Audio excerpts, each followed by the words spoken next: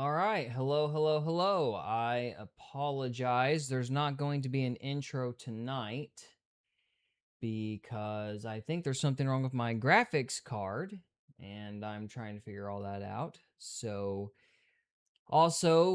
Trevor's not going to be here and Cody is supposed to be here eventually, but for the present, you're just going to get me for better or worse. So, welcome to Faith, Fiction, and Folklore, or as we like to call it, the Triad Podcast, where we try not to mess the podcast up. And today, we've kind of got a chaotic show for you because we've got to figure out, first of all, I got to figure out how to fix Rumble because Rumble's being uncharitable. So, hang on a minute here. Obviously, I want to go live. Go, yeah, la, la, la. Wow.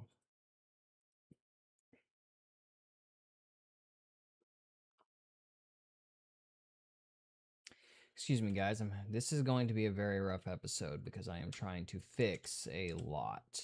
So I apologize. Today, what we're going to be working on is basically we've got Genesis 43. That was our next chapter. And then we had good night. Rumble. It's not being very kind. Excuse me here. You guys are going to have to bear with me. I do apologize. This is not going to be fun. So we're going to do Genesis 43 first. And then last week, Mike Winger, he was very upset about the Passion Bible translation. And I watched the videos several times. I wasn't 100% sure how good of a case it was. But we're going to look at Mike Winger's case and the Minor Prophets case for why the Passion project is, or the Passion translation is terrible. Of course, I don't like most of the modern Bibles, so it was kind of a non-issue for me. But apparently, Mike Winger got very upset about that, and then went so far as like to delete his YouVersion Bible app because it still chose to carry the Passion, and he decided to make a big stance on it. So now that situation is ongoing. And then there was a very interesting thing that happened with basically the YouTubers are beating out the modern Hollywood. And there's a couple examples of this. They were, let's see, it was The Backrooms, Obsession, and Amazing Digital Circus, The Last Act, all beat out The Mandalorian and Grogu. And there we go. Finally got Rumble working. It only took like 17 tries. How about that? Anyway, so let's see. Are we live on YouTube at least? Yes, we are. Very good. Okay, so we're just gonna see how tonight goes. A very rough start, but we're just gonna keep at it. And I'm not gonna be able to be on here for a super long time either, because apparently tornadoes and all sorts of fun stuff are going to be arriving at any time. So I need to be done like before 11, basically. So we're gonna try to get that done. Anyway, so after we discuss the shifting in the entertainment industry in Hollywood, then we will discuss Disclosure Day. We'll be doing a review on that. It's a terrible movie. Let's see, is there anything else? Yes, we're going to go over Troy Black's prophecies, perhaps. And we're going to do Matthew 6. Now, we might not get through everything tonight because it's just me and there's a lot of subjects and I'm on a time crunch, but we will do the best we can. So, we are going to start off with Genesis 43, and I won't delay any longer. Let's just get into it. And the famine was sore in the land, and it came to pass, when they had eaten up the corn which they had brought out of Egypt, their father said unto them, Go again, buy us a little food. And Judah spake unto him, saying, The man did solemnly protest unto us, saying, Ye shall not see my face, except your brother be with you. And if thou send our brother with us, we will go down and buy thee food. But if thou wilt not send him, we will not go down. For the man said unto us, Ye shall not see my face, except your brother be with you. And Israel said, Wherefore dealt ye so ill with me, as to tell the man whether ye had yet a brother? And they said, The man asked us straightly of our state and of our kindred, saying, Is your father yet alive? Have ye another brother? And we told him according to the tenor of these words. Could we certainly know that he would say, Bring your brother down? Now, for context, which I guess I should have led with. So Joseph has just been made second in place in Egypt, and there's a famine in the area, and his brothers who'd sold him into slavery, they actually come to Egypt wanting food, and Joseph sees them and gives them a hard time.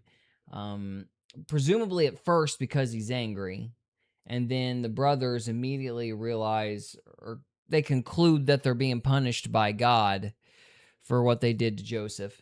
And this gets to Joseph and he starts crying, but I think Joseph sent the money back at that point. Bottom line is, though, when he was giving them a hard time, he insisted that they bring the other brother with them, presumably because they wanted to see the brother. And so this would be Benjamin. And so that's what they're talking about here. They've ran out of food. They got to go back, but they can't go back unless they bring Benjamin. So that's the situation. So with some context there, I will go on. And Judah said unto his father, Send the lad with me, and we will arise and go, that we may live and not die, both we and thou, and also our little ones. Let's see. Excuse me, I'm trying to make sure I got the right spot. So this is 7. And they said, The man asked us straightly of our state and of our kindred, saying, Is your father yet alive? Have ye another brother? And we told him according to the tenor of these words. Could we certainly know that he would say, Bring your brother down? So yes, okay, there we were. And then on to 8. And Judah said unto Israel his father, Send the lad with me, and we will arise and go, that we may live and not die, both we and thou, and also our little ones. I will be surety for him. Of my hand shalt thou require him. If I bring him not unto thee, and set him before thee, then let me bear the blame forever. For except we had lingered, surely now we had returned this second. And their father Israel said unto them, If it must be so now, do this. Take of the best fruits in the land in your vessels, and carry down the man a present, a little balm, and a little honey, spices, and myrrh, nuts, and almonds. And take double money in your hands, and the money that was brought again in the mouth of your sacks, carry it again in your hand. Peradventure, it was an oversight. Take also your brother, and arise, go again unto the man.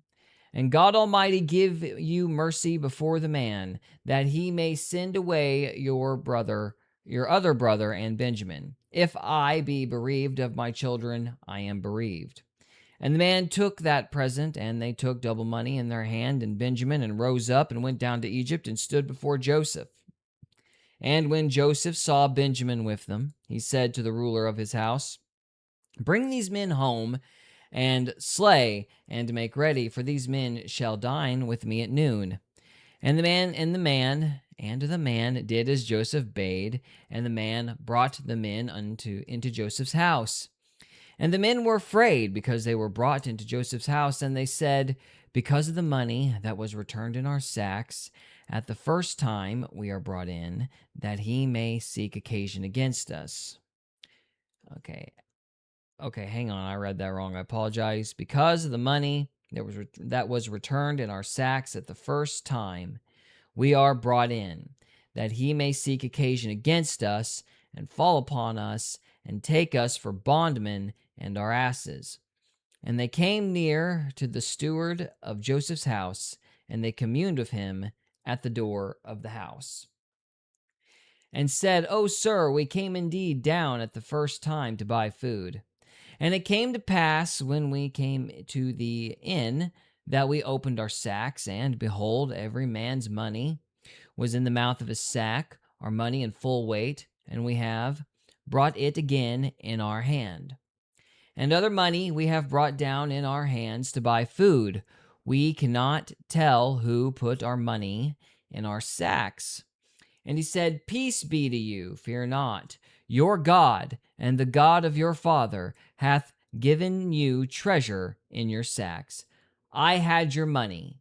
And he brought Simeon out unto them.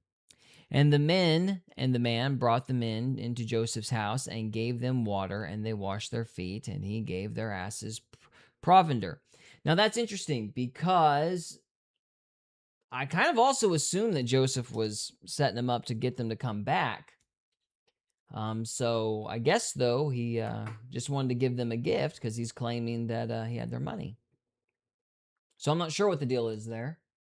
But that's something to think about. And they made ready the present against Joseph. And they made ready the present against Joseph. Came at noon, for they heard that they should eat bread there. And they made ready the present against Joseph. Okay, and they made ready the present against Joseph. Came at noon, for they heard that they should eat bread there. I'm not sure what that means. We'll just move on for now. And when Joseph came home, and they brought him the present which was in their hand into the house, and bowed themselves to him and to the earth, and he asked them of their welfare, and said, Is your father well? The old man of whom ye spake, is he yet alive? And they answered, the servant. Oh. And they answered, Thy servant, our father, is in good health, yet he is yet alive. And they bowed down their heads and made obeisance. And he lifted up his eyes and saw his brother Benjamin, his mother's son, and said, Is this the younger brother of whom ye spake unto me? And he said, God be gracious unto thee, my son. And Joseph made haste, for his bowels did yearn upon his brother. And he sought where to weep, and he entered into his chamber and wept there. So when he saw Benjamin, he wept. And he washed his face, and went out, and refrained himself, and said, Set on bread. And they set on for him by himself, and for them by themselves, and for the Egyptians which did eat with him by themselves, because the Egyptians might not eat bread with the Hebrews, for that is an abomination unto the Egyptians. That's interesting. And they sat before him, the firstborn according to his birthright, and the youngest according to his youth. And the men marveled at one another. And the men marveled one at another. And he took and sent messes unto them from before him. But Benjamin's mess was 5 times so much as any of theirs. And they drank and were merry with him. That is Genesis 43. So, pretty straightforward so far. I think we're just going to move on to 44. After, of course, I check and make sure nothing's blown up on Rumble. Let's see what's going on here. It says it's not doing it yet. Hang on a minute. Let's try. Still messed up Rumble. There it goes. There it goes. It also says we're streaming on Twitter, which is odd. Let me actually check Twitter really quick. Hang on a minute here. Oh, let's see.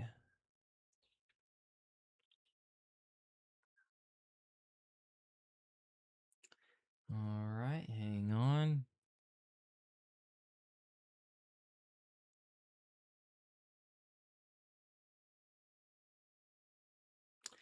Well, OBS is saying it's streaming, but I'm not seeing anything on my channel, so I'm assuming it's not. Which is a shame, but oh well, that's kind of a secondary problem. I'll have to keep working on that, I guess. Alrighty then, let's move on we'll move on to that for another day. So let's see, where's bookmarks? Okay. All right, so we are going to move on back to Genesis 44. All right, and he commanded the steward of his house, saying, Fill the men's sack with food. as much as they can carry, and put every man's money in his sack's mouth. And put my cup, the silver cup, in the sack's mouth of the youngest, and his corn money. And he did according to the word that Joseph had spoken. As soon as the morning was light, the men were sent away, and they and their asses. And when they were gone out of the city, and not yet far off, Joseph said unto his steward, Up, follow after the men, and when thou dost overtake them, say unto them, Wherefore have ye rewarded evil for good? Is not this it in which my Lord drinketh, and whereby indeed he divineth? Ye have done evil in so doing. And he overtook them, and spake unto them these same words. So he gives them all gifts again, puts the money in the sacks, puts a silver cup in the sack, and then says, You stole from me this time. So I guess the reason he did it the first time is because he was wanting to set a precedent. That would be my guess. So now he's doing it again, and this time he intends to call them out on it and arrest them, looks like. So where are we at? Yeah, okay, so 7. And they said unto him, Wherefore saith my Lord these words? God forbid that thy servants should do according to this thing. Behold, the money which we found in our sacks' mouths we brought again unto thee out of the land of Canaan. How then should we steal out of thy Lord's house silver or gold? With whomsoever of thy servants it be found, both let him die, and we also will be my Lord's bondsmen, or bondmen. And he said, Now also let it be according unto your words. He with whom it is found shall be my servant, and ye shall be blameless. Then they speedily took down every man his sack to the ground, and opened every man his sack. And he searched, and began at the eldest, and left at the youngest, and the cup was found in Benjamin's sack. Then they rent their clothes, and laded every man his ass, and returned to the city. And Judah and his brethren came to Joseph's house, for he was yet there, and they fell before him on the ground. And Joseph said unto them, What deed is this ye have done? Wot ye not that such a man as I can certainly divine? And Judah said, What shall we say unto my Lord? What shall we speak? How shall we clear ourselves? God hath found out the iniquity of thy servants. Behold, we are my Lord's servants, both we and he also with whom the cup is found. And he said, God forbid that I should do so. But the men in whose hand the cup is found, he shall be my servant. And as for you, get you up in peace unto your father. And Judah came near unto him and said, O my Lord, let thy servant, I pray thee, speak a word in my Lord's ears. And let not thine anger burn against thy servant, for thou art even as Pharaoh. My Lord asked his servants, saying, Have ye a father or a brother? And we said unto my Lord, We have a father, an old man, and a child of his old age, a little one, and his brother is dead, and he alone is left with his mother, and his father loveth him. And thou saidest unto thy servants, Bring him down unto me, that I may set mine eyes upon him. And we said unto my Lord, The lad cannot leave his father, for if he should leave his father would die. And thou saidest unto thy servants, Except your youngest brother come down with you, ye shall see my face no more. And it came to pass, when we came up unto thy servant, my father, we told him the words of my Lord. And our father said, Go again, and buy us a little food. And we said, We cannot go down, if our youngest brother be with us. Then we will go down. We cannot go down. If our youngest brother be with us, then will we go down. For we may not see the man's face, except our youngest brother be with us. And thy servant, my father, said unto us, Ye know that my wife bare me 2 sons. And the one went out from me, and I said, Surely he is torn in pieces, and I saw him not since. And if ye take this also from me, and mischief befall him, ye shall bring down my gray hairs with sorrow to the grave. Now, therefore, when I come to thy servant my father, and the lad be not with us, seeing that his life is bound up in the lad's life. It shall come to pass, when he seeth that the lad is not with us, that he will die. And thy servant shall bring down the gray hairs of thy servant our father with sorrow to the grave. For thy servant became surety for the lad unto my father, saying, If I bring him not unto thee, then I shall bear the blame to my father forever. Now therefore, I pray thee, let thy servant abide instead of the lad, a bondman, to my lord, and let the lad go up with his brethren. For how shall I go up to my father, and the lad be not with me, lest peradventure I see the evil that shall come on my father? And that is Genesis 44. So we're just going along here. The only thing I would really say, or the only question I would really have, is I guess I'm not sure if Joseph was pulling a joke or like a vindictive kind of thing, or just wanted to give them a gift, or if he really was trying to bait them back so he could see his younger brother. I think the third scenario is most likely. We probably read somewhere that that was his intention and I just missed it. But anyway, that is Genesis 44. We're going to go on to Genesis 45. And we're just going to keep going. So, Genesis 45. Then Joseph could not refrain himself before all them that stood by him, and he cried, Cause every man to go out from me. And there stood no man with him, while Joseph made himself known unto his brethren. And he wept aloud, and the Egyptians in the house of Pharaoh heard. And Joseph said unto his brothers, I am Joseph. Doth my father yet live? And his brethren could not answer him, for they were troubled at his presence. And Joseph said unto his brethren, Come near to me, I pray you. And they came near, and he said, I am Joseph your brother, whom ye sold into Egypt. Now therefore be not grieved nor angry with yourselves, that ye sold me hither, for God did send me before you to preserve life.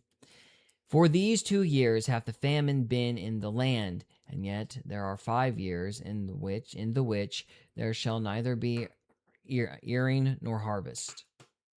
And God sent me before you to preserve you a posterity in the earth, and to save your lives by a great deliverance. So now it was not you that sent me hither, but God, and he hath made me a father to Pharaoh, and Lord of all his house, and a ruler throughout all the land of Egypt. Haste ye, and go up to my father, and say unto him, Thus saith thy son Joseph, God hath made me Lord in all Egypt. Come down unto me, tarry not.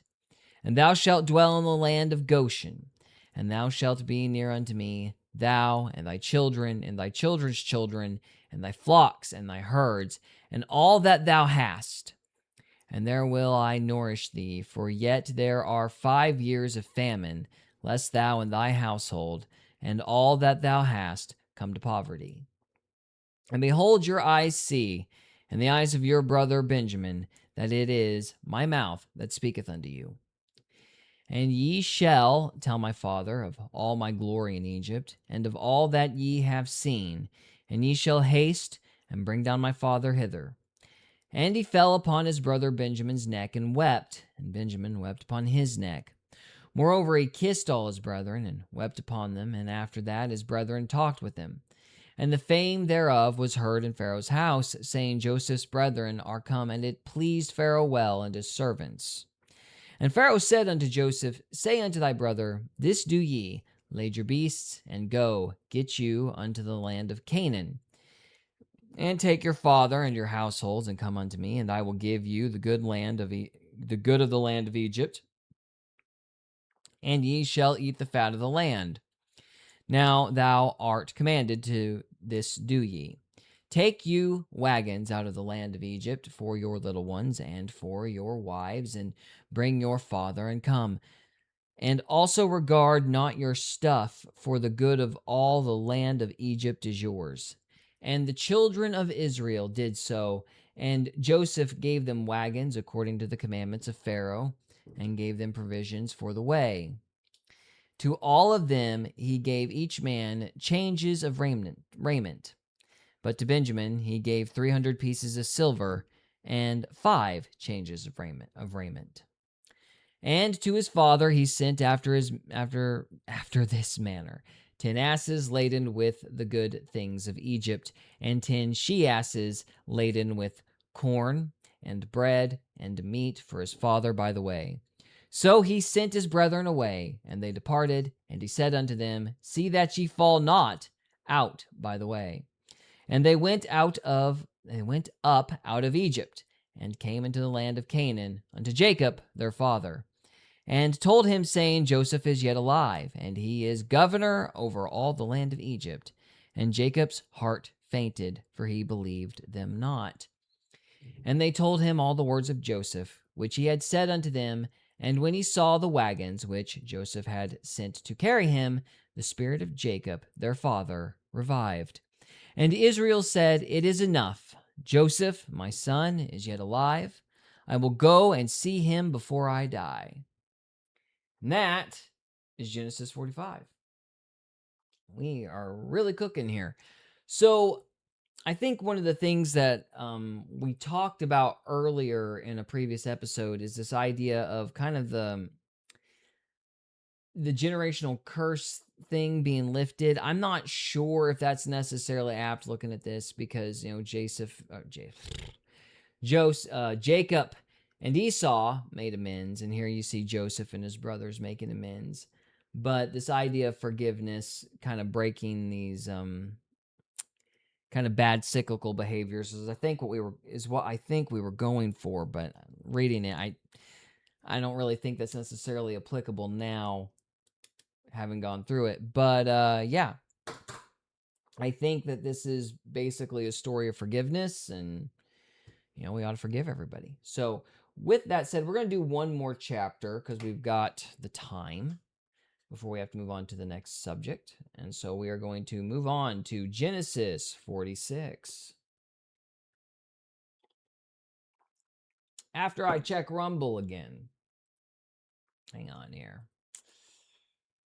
Alrighty. Haven't lost everybody yet. No chats on Rumble. Yeah. Okie dokie.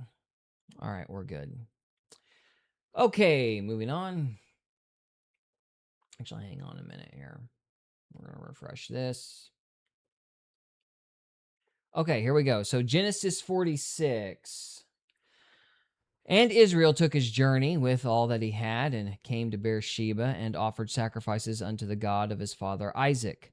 And God spake unto Israel in the visions of the night, and said, Jacob, Jacob. And he said, Here I am.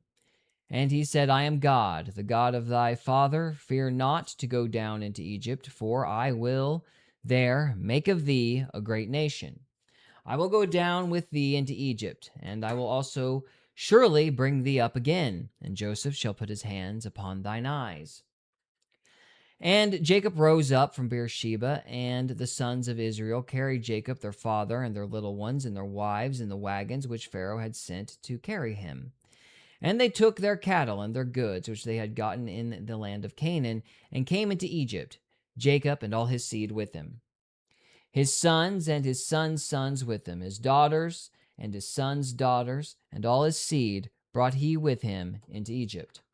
And these are the names of the children of Israel which came into Egypt: Jacob and his sons, Reuben, Jacob's firstborn, and the sons of Reuben, Hanok, and Phalu, and Hezron, and Carmi, and the sons of Simeon, Jemuel, and Jamin, and Ohad, and Jachin, and Zohar, and Shaul, and the son of a Canaanitish woman.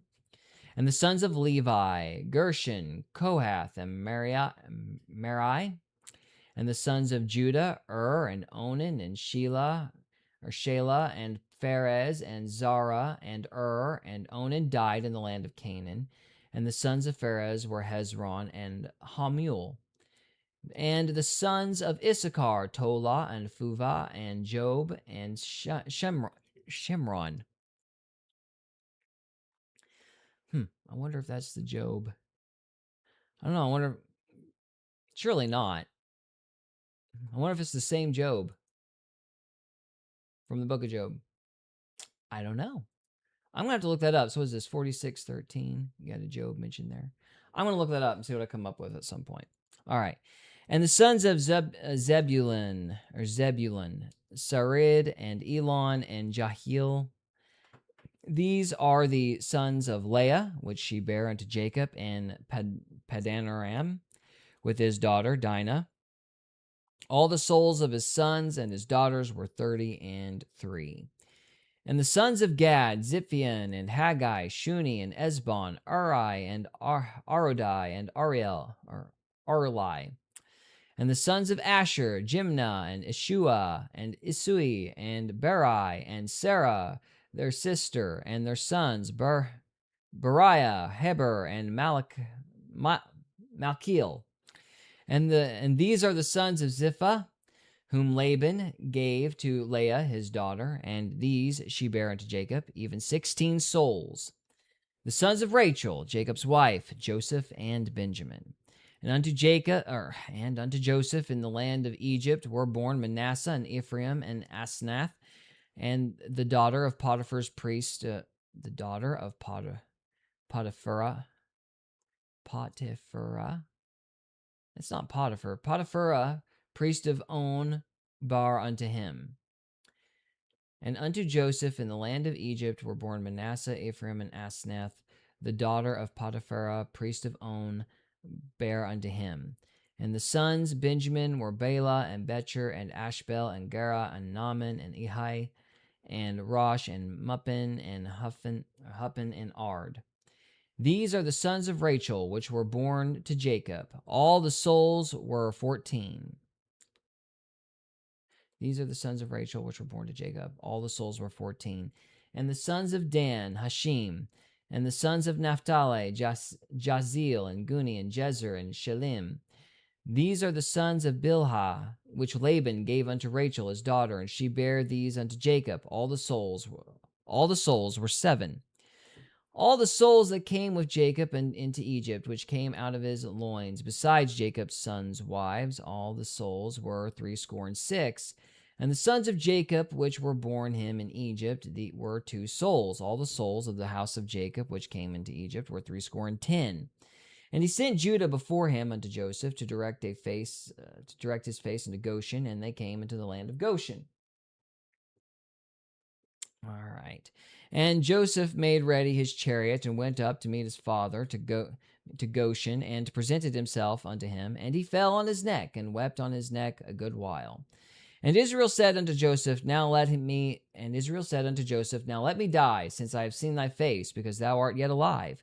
And Joseph said unto his brethren and unto his father's house, I will go up and show Pharaoh, and say unto him, My brethren and my father's house, which were in the land of Canaan, are come unto me. And the men are shepherds, for their trade hath been to feed cattle, and they have brought their flocks and their herds and all that they have. And it came to pass with Pharaoh, when Pharaoh shall call you, and shall say, What is your occupation?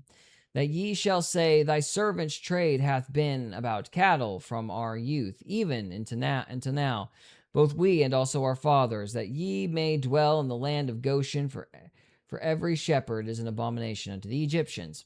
And that was a little harder, but that's Genesis 46. All right. Cody Vosifus says, 33, Illuminati confirmed. Indeed. So, yeah. Anyway, so Cody, if you're able to come on here at some point tonight, you may have to text me about the link being crap or something. I had a graphics card malfunction again, so your link may not work. Actually, I did get a text. You are right. It says both the email and the phone number are invalid. So if you're wanting to come on, sorry, I was in the middle of reading that. So if you're wanting to come on, try the link again and see if that works. It should, now that I've got it back up. You may have tried to get on right as the computer was shut off. That might have been what happened. Because last week I used the same link and it worked fine. So yeah, just let me know if that actually works or not. We're going to move on to Matthew 6 now, since we got that done. And hopefully Cody will be on here in a minute. We'll see. All right. So this week, yes, we are reading Matthew 6, and just to keep it in line with the editing, or making it easier for me editing-wise later, welcome to Faith, Fiction, and Folklore, or as we like to call it, the Tri-F podcast, where we try not to mess the podcast up. And yes, we are going over Matthew 6. And Cody says, I'm pretty tired anyway, bro. LOL. All right, well, we'll see you later, man. So, okay. So we are moving on to Matthew 6.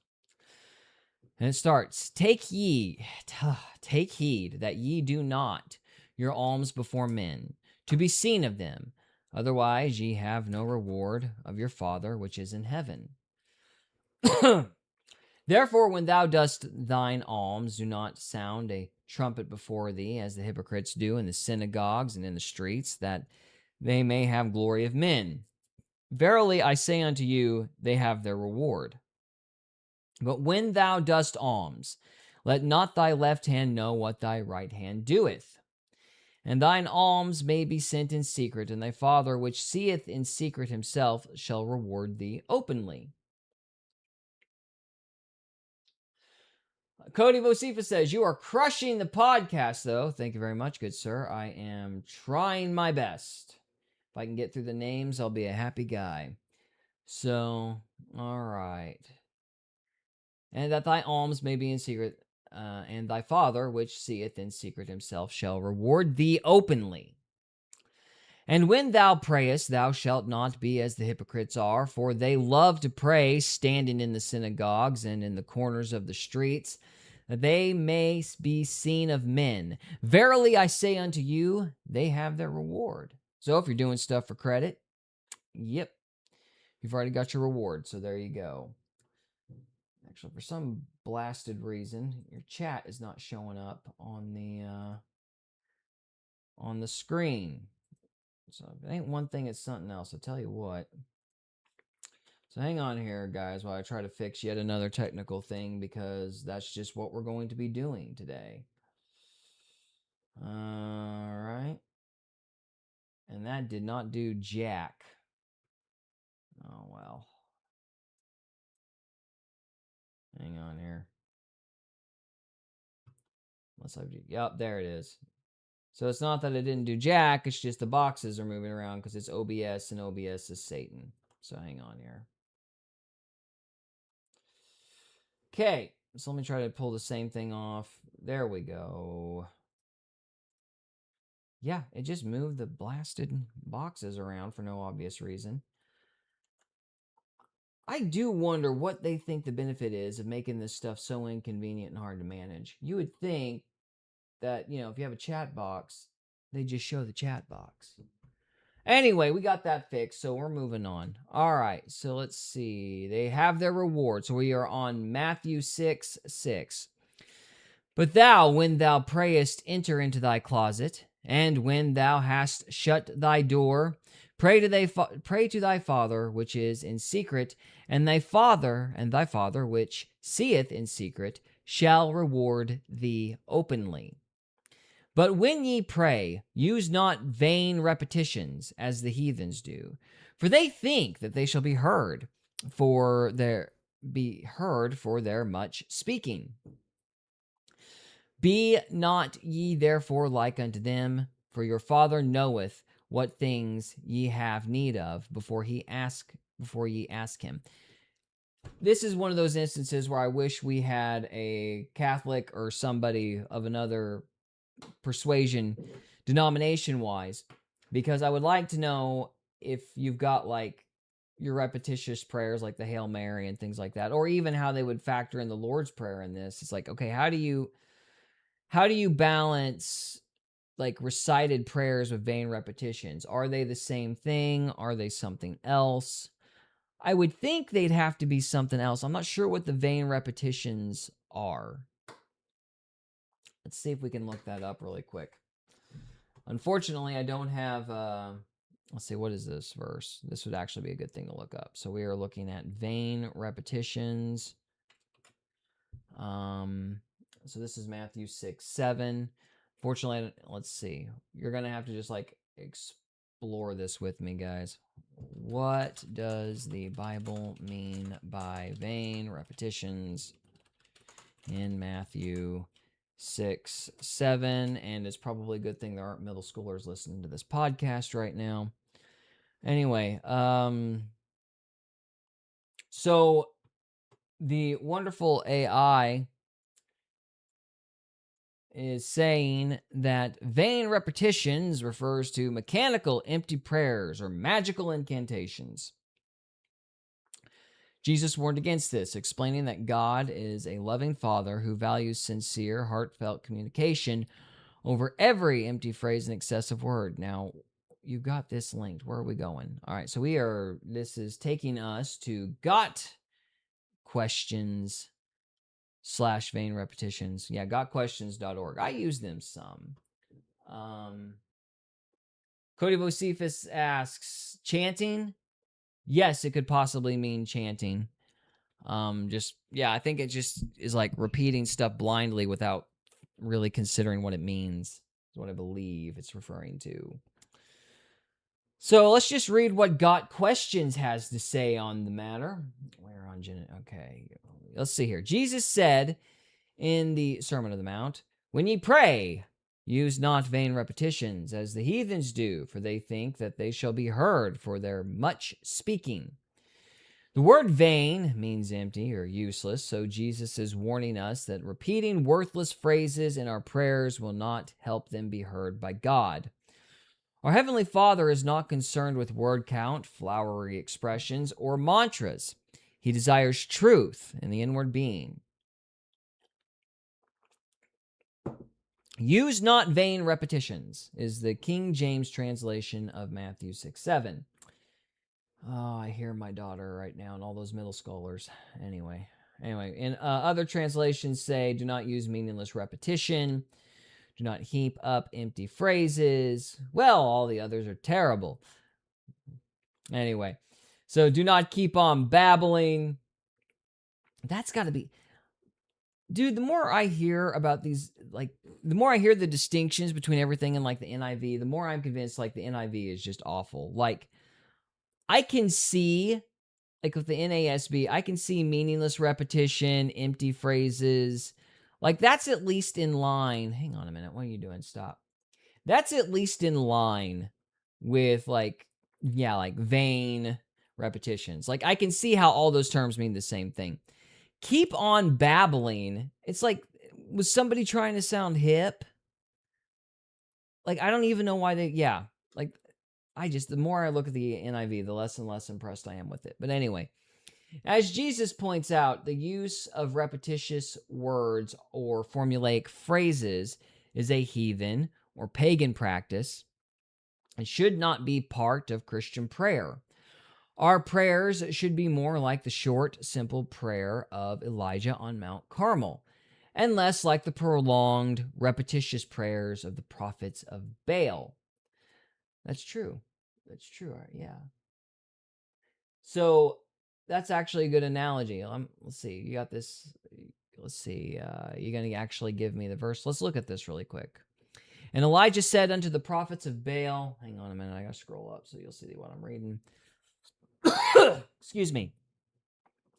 And Elijah said unto the prophets of Baal, choose you one bullock for yourselves and dress it first. Well, that's not mentioning the prayer. Why would you pull that up? And dress it first, for ye are many, and call on the name of your gods, but put no fire under. Yeah, that's not, like, you're going to have to read the whole chapter. Let's see. And they took the bullock and gave them, and they dressed it, and called on the name of Baal from morning, evening, until noon, saying, O Baal, hear us. But there was no voice, nor any that answered. And they leaped upon the altar, which was made. 27. And it came to pass at noon that Elijah mocked them, and said, cry aloud, for he is a god. Either he is talking, or he is pursuing, or he is in a journey, or peradventure he sleepeth, and must be awakened. And they cried aloud and cut themselves after their manner, which with knives and lancets, until the blood gushed out upon them. And what does Elijah say here? And it came to pass when midday was past, and they prophesied until the time of the offering of the evening sacrifice, that there was neither voice, nor any to answer, nor any that regarded. And Elijah said unto all the people, Come near unto me. And all the people came near unto him, and he repaired the altar of the Lord that was broken down. And Elijah took 12 stones, according to the number of the tribes of the sons of Jacob, unto whom the word of the Lord came, saying, Israel shall be thy name. And with the stones he built an altar in the name of the Lord, and made a trench about the altar as great as would contain 2 measures of seed. And he put the wood in order, and cut the bullock in pieces, and laid him on the wood, and said, Fill 4 barrels of water, and pour it on the burnt sacrifice and on the wood. And he said, Do it the second time. And they did it the second time. And he said, Do it the third time. And they did it the third time. And the water ran round about the altar, and he filled the trench also with the water. And it came to pass at the time of the offering of the evening sacrifice that Elijah the prophet came near and said, Lord, God of Abraham, Isaac, and of Israel, let it be known this day that thou art God in Israel, and that I am thy servant, and that I have done all these things at thy word. Hear me, O Lord, hear me, that this people may know that thou art the Lord, and that thou hast turned their heart back again. And the fire of the Lord fell, and consumed the burnt sacrifice, and the wood, and the stones, and the dust, and licked up the water that was in the trench.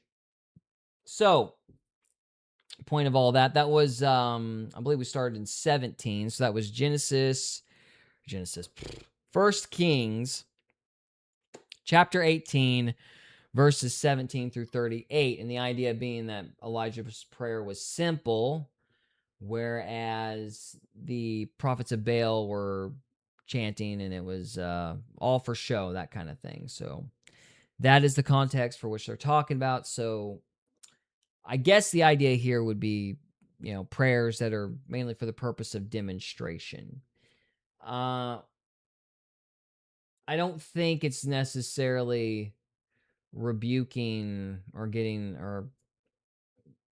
mad about phrases or repeating like certain chants or something like that. Not chants, like repeating certain prayers. I don't think that's what it's talking about. I think it's just not really thinking about what you're saying and kind of praying as a kind of performance, like a performance art. That's what I think it's referring to. That would be my guess. I just wanted to look it up and check because it's one of those things you assume and then you kind of go, okay, well, wait, how do I know that? But that would be my opinion on it. They're not really saying why they think it's vain. Vain repetitions just means repeating the same words. But I would imagine the reason being is, as has been the case with all of chapter 5 and chapter 6, the reason that, the whole theme of the sermon has been your heart, your mind. It's important to make sure your heart's right and you're thinking about the right things as you're praying. So, you shouldn't be praying on autopilot is the idea, whether you're reciting a prayer or just kind of saying in Jesus' name or something like that automatically. That would be my guess. So, okay, we've hung on that for a while. Let me get back to where I was and we will move on. I've got to find my Bible gateway, though, because I have a million tabs. All right, here we go. So we were on vain repetitions. This is Matthew 6:7. We are moving on to Matthew 6:8. Be not ye therefore like unto them, for your Father knoweth what things ye have need of before ye ask him. All right, excuse me. And after this manner, therefore, pray ye, Our Father, which art in heaven, hallowed be thy name. So, yeah, I guess it wouldn't just be like reciting, because now he's giving us kind of a model for prayer. Interesting. Okay, so we kind of answered our own question a little further down. All right, interesting. Okay, so be not ye therefore like unto him, for your Father knoweth what things ye have need of before ye ask him. And after this manner, therefore, pray ye, Our Father, which art in heaven, hallowed be thy name. Thy kingdom come, thy will be done in earth as it is in heaven. Give us this day our daily bread, and forgive us our debts as we forgive our debtors. And lead us not into temptation, but deliver us from evil. For thine is the kingdom, and the power, and the glory, forever. Amen. For if ye forgive men their trespasses, your heavenly Father will also forgive you. But if ye forgive not men their trespasses, neither will your Father forgive your trespasses. So I think this is very important. Forgiveness is one of the most important things you can do. And we'll kind of keep going, but that is something I would like to spend a little more time on at some point, because I think forgiveness is one of the most important aspects. Like, it's pivotal in Christianity to understand, and it's not talked about, in my opinion, nearly enough. It's how you break generational curses, and it's just, and bad family cycles, I guess would be a better way to put it. But yeah, it's very important. I want to, at some point, spend a lot of time on the subject of forgiveness, but we'll move on for now. By the way, this is not a verse saying you can lose your salvation. Just for the record, it's not saying you're going to go to hell. Just to be clear, this is like earthly consequences. Like, God does actually punish you while you're alive. So, again, proof of this being a concept in the sermon is a little further up here. Where was? Yeah, it says, "He shall reward thee openly." Well, that means in public. I mean, there's a juxtaposition up here at the beginning of 6 where he's talking about, okay, if you get your praise and celebration or whatever because you're openly doing, like, what's it doing? Giving publicly or whatever, then you've already got your reward. But if you give in secret, God will, like, raise you up openly in public in a different circumstance. So that's something that needs to be mentioned, is that, not all of this is just, it's going to happen in heaven. We are also talking about, like, earthly consequences. God will providentially lift you up in some fashion, or he will providentially punish you on earth in some fashion. So just wanted to point that out. So anyway, let's see. 16. Moreover, when ye fast, be not as the hypocrites of a sad countenance, for they disfigure their faces, that they may appear unto men to fast. Verily I say unto you, they have their reward. But thou, when thou fastest, anoint thine head, and wash thy face, that thou appear not unto men to fast, but unto thy Father which is in secret. And thy Father which is in secret shall reward thee openly. So there you go. Same idea. Let's see. Unfortunately, I don't fast. I guess I intermittent fast, but I don't really count that because I'm not, like, reading the Bible or anything. I'm just not eating, so it's not really the same thing. But anyway, lay not up for yourselves. Hang on a minute, make sure I'm right. Yeah, verse 19. Lay not up for yourselves treasures upon earth, where moth and rust doth corrupt, and where thieves break through and steal. But lay up for yourselves treasures in heaven, where neither... Okay, but... Oh, my gosh. Apologies, guys. So we're going to start back up at 19. Lay not up for yourselves treasures upon earth, where moth and rust doth corrupt, and where thieves break through and steal. But lay up for yourselves treasures in heaven, where neither moth nor rust doth corrupt, and where thieves do not break through nor steal. And where your treasure is, there will your heart be also. The light of the body is the eye. If therefore thine eye be single, thy whole body shall be full of light. Now, I don't know what this means. The light of the body is the eye. If therefore thy eye be single, the whole body shall be full of light. Okay, so I think this is very deep. I want to look at this. I don't want to just gloss over this. Hang on a minute. Where are we at? All right, we got 5 minutes to go. I kind of want to pause here. I don't remember this. So let's see. But if thine eye be evil, thy whole body shall be full of darkness. If therefore the light that is in thee be darkness, how great is that darkness? Okay. So let's see if we can look something up to give us an indicator of what Matthew 6:22 is about. That's very interesting. Matthew 6:22. All right. Just hang on here, boys and girls. What is the meaning of Matthew 6:22?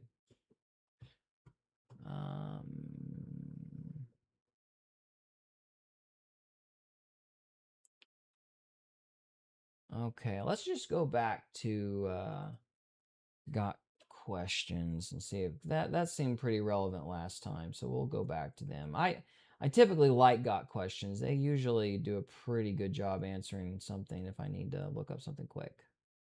So we'll do that. Sorry, I gotta adjust, Windows because OBS is just the bee's knees. Anyway, okay, hang on here. There we go.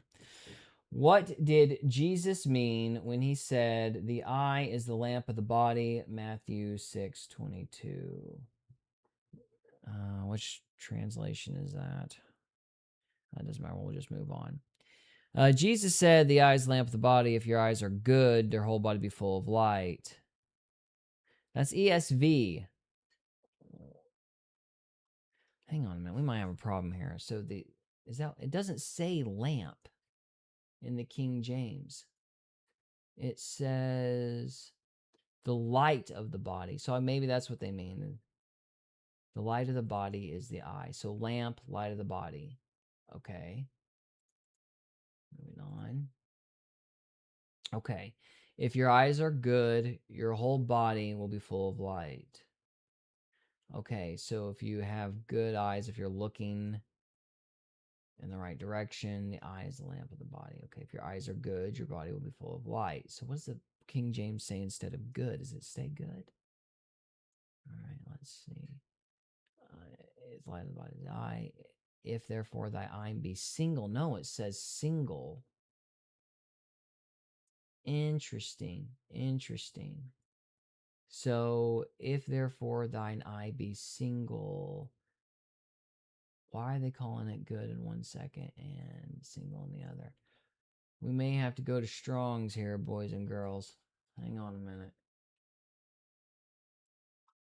Alrighty. Okay, let's see. Strong's. Are you going to actually show me Strong's today, Google?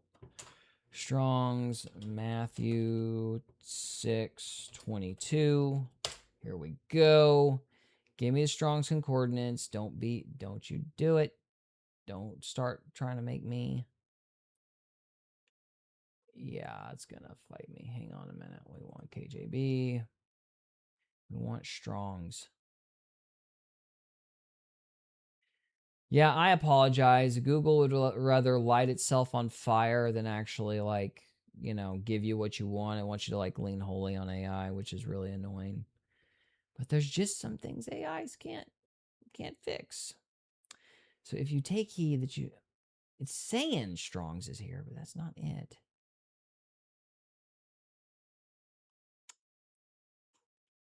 Yeah, it's not going to do it. We had trouble with this last time. Hang on, I gotta go use a completely different server because Google won't show up Strong's. Or another search engine, Yandex. Okay, Strong's Concordance. Matthew 6:22. There we go. Yeah. Yeah, my goodness. Okay. We're wanting keyword. Hang on. Matthew 6:22. Okay.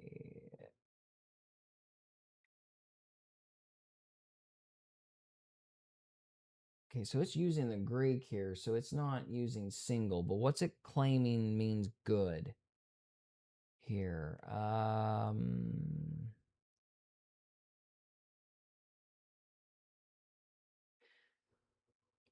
Okay, so let's see here. It's saying the word hapless, which means clear. Amy McLennan says single, like focused only on one thing, that being God. I think you're right. Yeah, because you're seeing the Strong's is using the word hapless. Let's look that up. Yeah, I is single, thy whole. In the King James. What'd you do? Where'd you take me?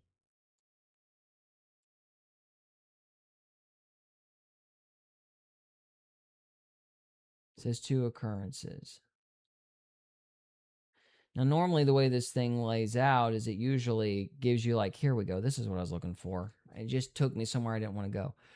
Okay, yeah, translation haplus, hoplus, clear. Probably, yeah, it says Strong's is calling it single, probably from as a particle of union and the base of pelco, probably folded together. Yeah. Conjugate, without folds, undivided, focus. Yeah. So clear, focus. I would imagine you're right, Amy. It's like staying focused on God. That seems to be the idea. Yep. I think that is right. Yeah, so the antonym would be double, so that would be like divided. Maybe. Yeah, single, undivided, focus, without double agenda. Okay, we're going to go with that. So, all right. Apologize for the ADD moment, but I kind of just glossed over that last time I read Matthew. So I wanted to zero in. Okay, so let's see. The light of the body is the eye. If therefore thy eye be single, thy whole body shall be full of light. But if thine eye be evil, thy whole body shall be full of darkness. So, saying interesting here. Light of the body is in the eye, but if thine eye be... Okay, so there's the parallelism. Okay.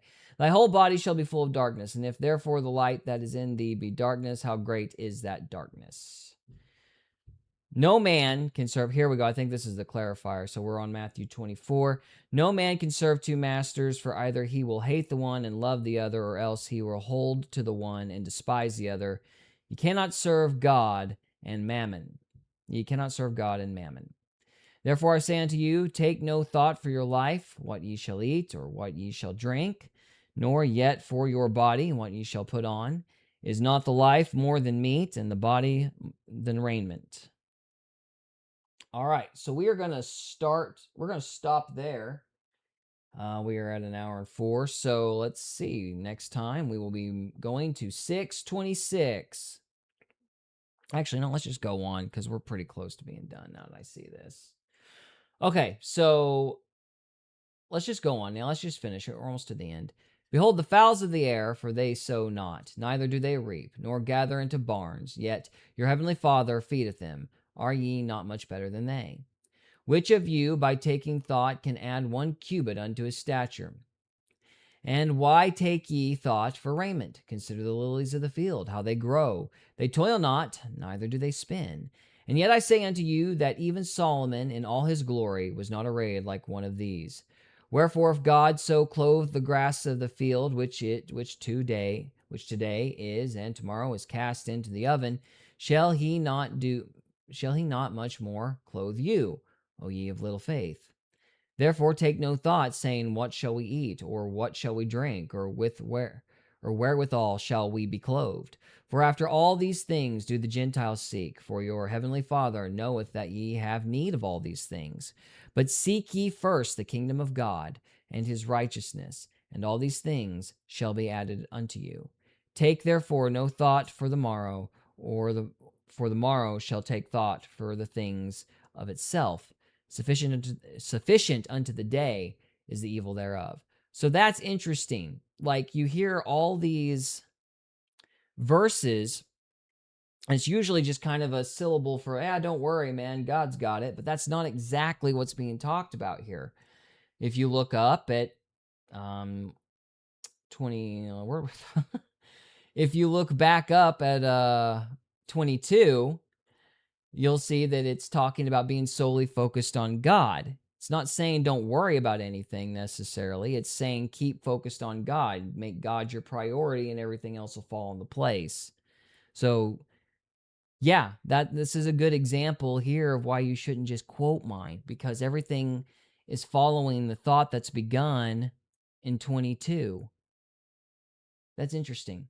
Okay. I think that's a good high note to end on, guys. That's really fascinating. So, all right, next week we're going to do Matthew 7. So, all right, that'll be it. So, on to the next thing. All right. I have my tabs in a certain order here, so you're going to have to bear with me. That was an ad. This thing is fake. Okay, so that's a big long one. So, I originally last week, Mike Winger had done this big expose on the Passion Translation. Let me actually get my Windows refixed because we had to adjust for old got questions. So give me a moment here. Yeah, so Mike Winger, he was basically saying that they had like a knockdown, drag out case against the Passion Translation. They could prove it was fraudulent. He was very adamant about it. And he was doing a kind of a collaboration with the Young Prophets. I watched their video. I mean, it wasn't bad. It wasn't like they completely didn't make their case, but I don't think it was as strong a case as they thought. And so this week, I think Life Church, they didn't take down the Passion Translation in the scriptures, so Mike Winger declared that he was going to get rid of he deleted his UApp Bible because he wanted to draw a strong line about how it's bad to have the Passion Translation. So, I thought we would take a look at some of the stuff. I think I wrote down my timestamps, or at least I ought to have, as to where to look at on this video. And if I didn't, we will adapt. But anyway, yeah, so I wanted to look at their case and kind of, just talk about this Passion Translation controversy and go from there. Of course, everybody's got their own. I don't know why there's a dude. I hate ads, guys. They're the worst. This week, Mike Winger, David Fisher. Okay, so before we get too deep into this, I need to figure out.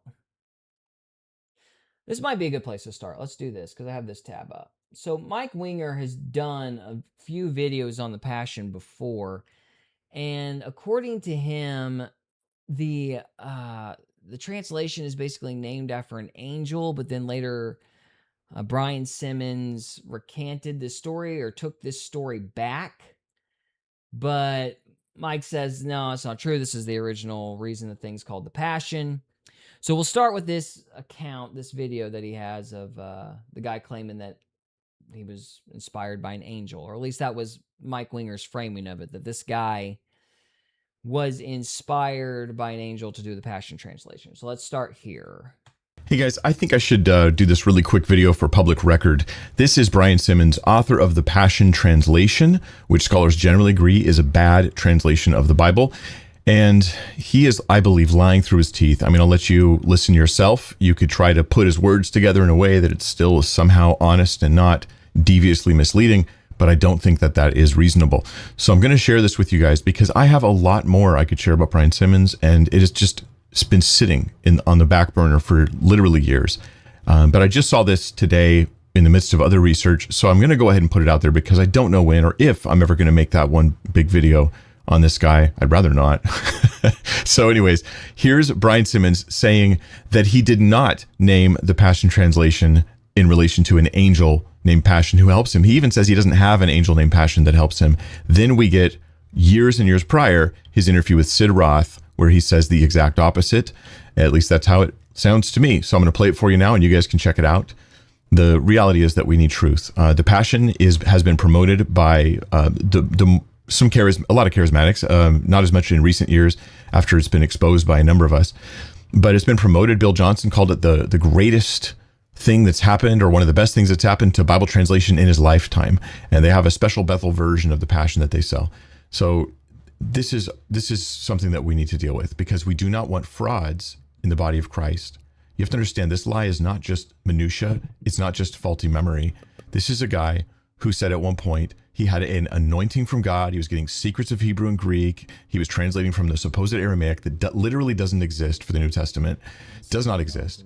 And he then switched his tune. Yeah, so here's the quote. And I've been asked and I've been accused of, well, you had an angel named Passion that came to you to help you write the Bible. I said, well, that's news to me. I wouldn't mind that. Angels do minister to God's servants, and they're in the Bible. Names. And they brought revelation to Daniel, to Zechariah, and But no, I have not had any angel named Passion come and help me, and that's not why I named it. We all have access to the same Spirit. It's the same thing, and I get humbled every day. I hide myself in Christ, the wraparound glory of His presence. He is my life. He's my strength. I have nothing, and I just want to be obedient. Yeah. It's a commission. I have a calling to do this. God put it before me in such a way that I could not mistake it, and it's clear that. Okay, so this is just him denying it. Now, I guess I need to add my own qualifier to this. As somebody who thinks all modern or most modern translations are mostly full of crap because they're following Griesbach, Westcott, and Hort, and all these different modern, I just don't have, I'm not a fan of modern scholarship, so I'm not a big fan of the modern translations. So this is kind of like one of those fights that's like out of my wheelhouse. And so since I'm not going to give people a very hard time over it, I'm going to make my case, but it doesn't matter if the translation is good as far as I'm concerned because they're all terrible and you're just arguing about variations of suck. I mean, I'm kind of a King James onlyist in that respect, so this is kind of out of my wheelhouse. The big distinction is whether or not he can prove that the guy lied, not whether or not it's a quote-unquote good translation or bad translation, because at least not as far as I'm concerned, that's not a very good criterion because I think they're all bad. But if he lied, that would be a different matter.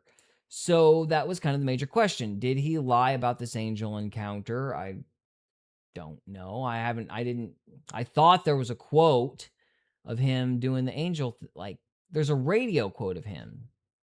Let's see if I thought there, could have swore there was a radio He even says quote. he doesn't have an angel named Passion that helps him. Hang on a minute. I thought that video that I was playing had the quote of him saying it was an angel and then him denying it, but I'm just seeing the denying it. So let me see if I can find what I thought I already had pulled up. Let's see, is it here?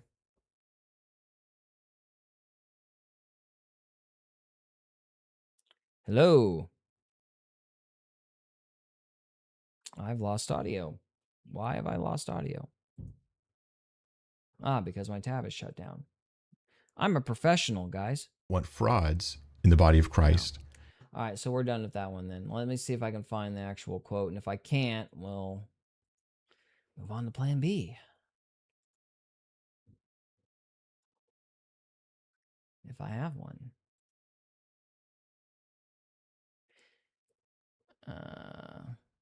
Actually, you know what? This was one thing I was going to do, and I need to do this next.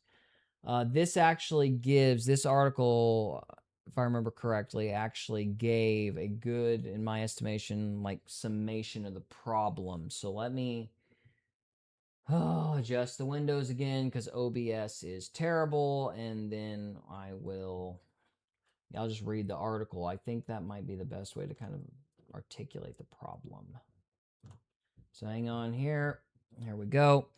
So is the Passion Translation actually a translation at all? So let's see. This is the river of life to the glory of God and the Lord Jesus Christ. This is from 2017, so almost a decade ago. So I spent most of March this year investigating Brian Simmons. Yeah, that's what this was. This was the guy that actually kicked off the Minor Prophets investigation. I'm blanking on the name, but I should have an interview of this guy in another one of my tabs.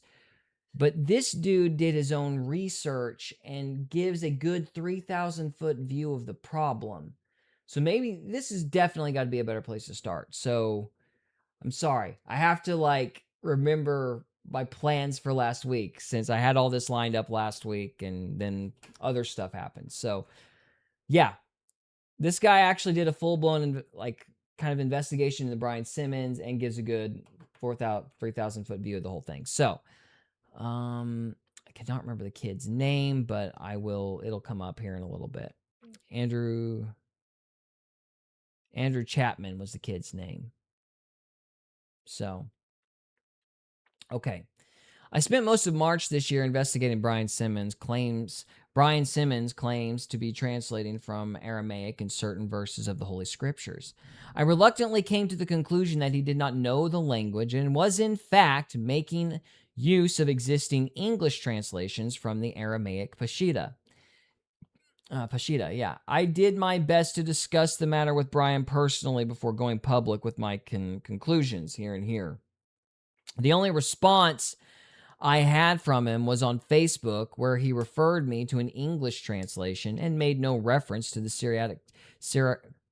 Syriac text, which I had included in the question I put to him about his supposed translations of Galatians 3:1. It dawned on me gradually as I was working on the Aramaic text of various verses and examining Brian's translator notes that he might not know Greek or Hebrew either. There are many mistakes which I do not think that somebody with even elementary competence in these biblical languages could make. In this post, I share one of these and invite responses. I am inclined to think that Brian is not translating from the original languages at all, but is working primarily from English translations while additionally making reference to Greek and Hebrew lexicons. I put this on Brian and the editorial director at Broad Street Publishing, giving 8 examples of footnotes in John, Eternal Love, and 3 from Psalms, Poetry on Fire, which seemed to portray a lack of knowledge of Greek and Hebrew. I received a reply from the editorial director, but he did not address the specific points I made. I then sought the opinion of someone who lectures in Greek at a well-known ministerial training college in Australia. After examining the same footnotes, he made a statement and gave me permission to forward it to the editorial director. This New Testament scholar had found frequent basic errors, which he would not expect from someone who had satisfactorily completed just 1 year of study. He was forced to question whether Brian Simmons is actually translating from Greek texts as he claims. In this post, I begin to share the evidence I have found that Brian lacks elementary proficiency in Greek and Hebrew and is probably not translating at all. John 15:22 reads.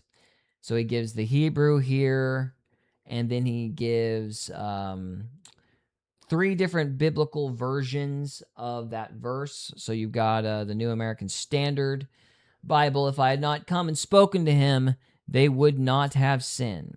But now they have no excuse for their sin. Then you've got the New King James Version. If I had not come and spoken to them, they would have no sin, but now they have no excuse for their sins, which is like exactly the same. If I had not come and spoken to them, they would not have been guilty of sin, but now they have no excuse for their sin. Bizarrely, this is John Eternal Love, 2015. Brian Simmons has the Lord Jesus saying, if I had not come and revealed myself, rather than if I had not come and spoken to them. Okay. So he says, revealed myself and spoken to them. If I had not come and revealed myself to the unbelieving world, they would not feel the guilt of their sin, but now their sin is left uncovered. Simmons' rationale for the change from spoken to them to revealed myself, as translated from the Aramaic. He makes this change, and he claims it's from the Aramaic. And he says that it has been translated from the Aramaic.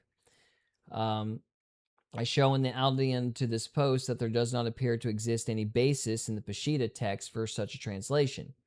He then says that the Greek text means spoken these things. The relevant part of the Greek is some Greek letters. The meaning of this particular word is not at issue. It is the first singular person, aorist active indicative. To speak means I spoke.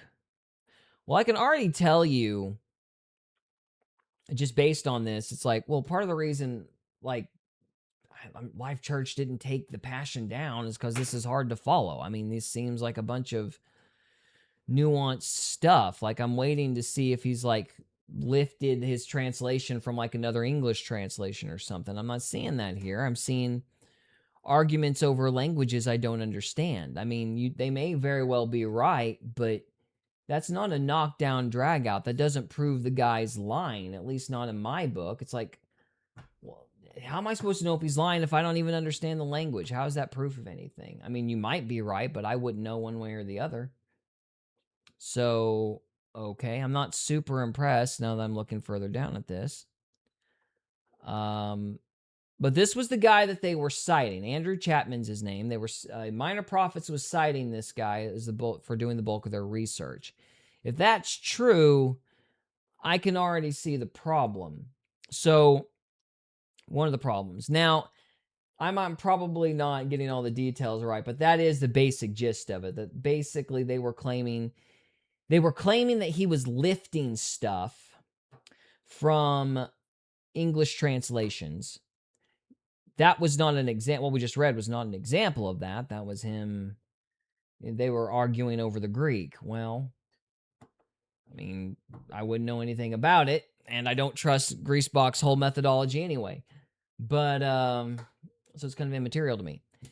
But if they can prove he's lying, that's the thing. It's not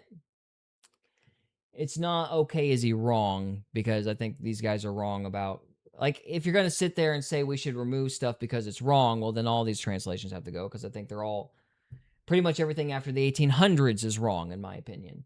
But I wouldn't use that as a criterion necessarily, because people argue about that. Language nuances. Proof the question is whether or not he's lying. That's what they got to prove. So they're saying he's intentionally lifting from translations, though. That was another claim they made. And so we're going to watch. I think the title of the video is, We Confronted Brian Simmons About His Plagiarism. Yeah, and I will talk about that exchange, because there was something that happened at the end of that exchange that I thought was kind of disturbing. If you're wanting to get a somewhat better understanding of this, and I'm just going to be really blunt, I still had a hard time following it, even though I watched the video, and I just don't think this is as strong a case as Mike thinks it is. But this is the Passion Translation plagiarized? That's the title of the video. Came out 9 days ago. It's Minor Prophets and Mike Winger, so they've merged their channels together. They did a collaboration on YouTube. Title of the video is the Passion Translation plagiarized? And then we're going to look at the Minor Prophets video talking about their back and forth with Brian Simmons when they confronted him. So we'll look at that here for a minute. This week, Mike Winger, David Fish, and I released a video that exposed the Passion Translation for containing large amounts of plagiarism and many of the insights that Brian Simmons claimed that he had gotten from the original Aramaic at the time were actually coming from a website from a man named Victor Alexander, an eccentric indie filmmaker who claimed that he was translating not from the Aramaic Peshitta, which is the scholarly source for Syriac that we have today, but instead he was translating from some book that he would not reveal to anyone. It was secret. It was some sort of mysterious document that he alone had the insights from, and he translated into English, and Brian Simmons took many of his renderings and he began to copy and paste them into his Passion Translation, which meant that no longer in Luke was Jesus being praised by everyone for his wisdom and his teaching. Instead, he was offering everyone glory. When Jesus taught, it was verbal drops of glory coming from his mouth. Come on. He offered everyone glory. It says in Luke, the Aramaic manuscript says that they glorified him, it says in the Greek, but in the Aramaic, it says he opened his mouth and offered everyone glory. Whoa. What does that mean? Like, I don't know what that means. Is there a doctrine around that? I'm not sure. Simmons went around the world teaching people that Jesus offered everyone glory as one of his insights from the Aramaic, which was never in the Aramaic. Instead, it was on this suspicious website. This was all discovered by a man named Andrew Chapman back in 2017, but recently David Fish began pursuing the trail, and we detail all of the instances of plagiarism that we could find. Actually, we don't even detail all of them that we could find. We share a lot of evidence of plagiarism. In that longer video, we have interviews with scholars and even Andrew Chapman, the man who discovered this at first, and it's a long discussion with Mike Winger as well. So if you haven't yet watched that video, it is linked down below. But before that video went live, Brian Simmons reached out to me and I confronted him. And I wanted to play a clip of that longer video right here because honestly, he gives up the ghost. It seems like he makes a confession here. And I'll let you be the judge of what actually happens. I wanted everybody to be able to see this. So here's the clip.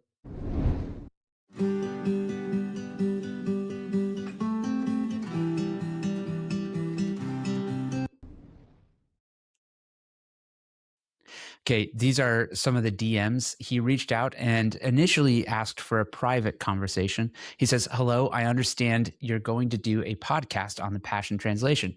I'm wondering if for the sake of accuracy, you would be open to a private dialogue with me, Brian Simmons." To which I responded, "Hi, Brian. You claim to be translating from the, quote, Aramaic Peshitta. However, many of your, quote, Aramaic translations are a verbatim copy of the English website from a man named Victor Alexander. Victor Alexander emphatically claims he is not translating from the Peshitta, but is translating from a mysterious document that he refuses to show anyone.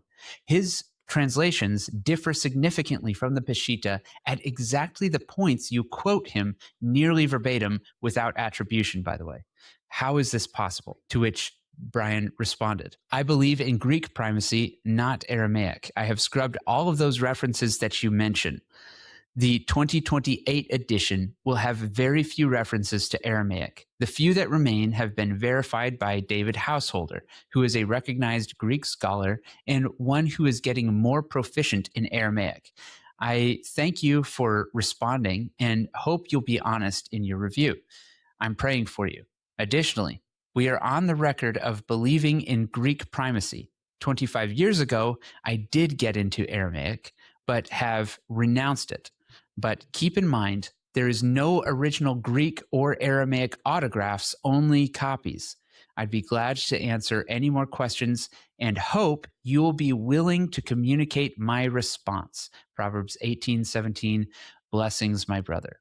Okay, just so we're clear, there's this clip from, I believe, 2012 of Brian affirming Aramaic primacy. There are tremendous insights that come when the Aramaic text is placed alongside of the Greek. And it's a long, arduous debate, and I don't want to get into that with you. I am a minority, I'm among the minority scholars that believe that the original autographs of the New Testament, for the most part, were written in Aramaic, translated into Greek. So that clip is far more recent than 25 years ago. So I'm already thinking that this is a bit misleading. Okay, so in response to what Brian just said, I also want to point out the language he uses is very specific. He says, I did get into Aramaic, but have renounced it. Now, it's unclear what he means. If he just means renounced Aramaic primacy, I guess at some point he did, although it seems like he was pressured into making that decision. However, he says there will be very few references to Aramaic, and he says that he's renounced Aramaic. But then when we go to the Passion Translation website, there's still an entire section. Why were Aramaic texts used as supplemental source material throughout the Passion Translation? There is a long justification. There is still the insistence. Brian Simmons compared both Greek and Aramaic translations throughout this monumental project. They're using the ancient Aramaic sources. And this goes on and on and on. Same thing in the textual source materials. He still says they're incorporating insights into the Syriac or Aramaic Peshitta. If he's renounced Aramaic, it wouldn't be difficult to either go on the website and change it or demand that his publisher change it. So it seems like there's more deception going on here. Yeah. And listen, I'm willing to take him at his word that he believes in Greek primacy, but it does raise questions when you follow that up by saying, but we don't have any Greek or Aramaic autographs. So we don't have the originals. And I've heard him say, we're taking it on faith that it was in Greek, leaving the door open to the idea that he still wants to hold on to Aramaic primacy. Now, it's neither here nor there, whatever Brian wants to believe about the original languages, but it does go to his translating philosophy. And so he's saying he's getting rid of a lot of these Aramaic, insights, but there seems to be still quite a few footnotes appealing to the Aramaic throughout the version of the Passion that is extant on YouVersion right now. Okay, so I responded, I'll be sure to communicate your responses. How many other resources have you copied without attribution? And Brian responds, our editorial and theological review team is going through the document. I know it is flawed like every other translation, but we are truly taking the time to get it right. Thanks for hearing my heart. I really want this generation to connect with God's word. I want to hear where I can do better. It's been a 17-year project. This is already kind of admitting that I'm right about all of these things. And now the other thing he's saying is it's flawed like every other translation, but I don't know of any other translation that is flawed in the ways that this one is flawed. People need to understand, not once in this conversation is Brian going to say, no, you're wrong. You're misrepresenting me. I'm not doing that. How dare you assert that I did that? What you're doing is dishonest. None of that.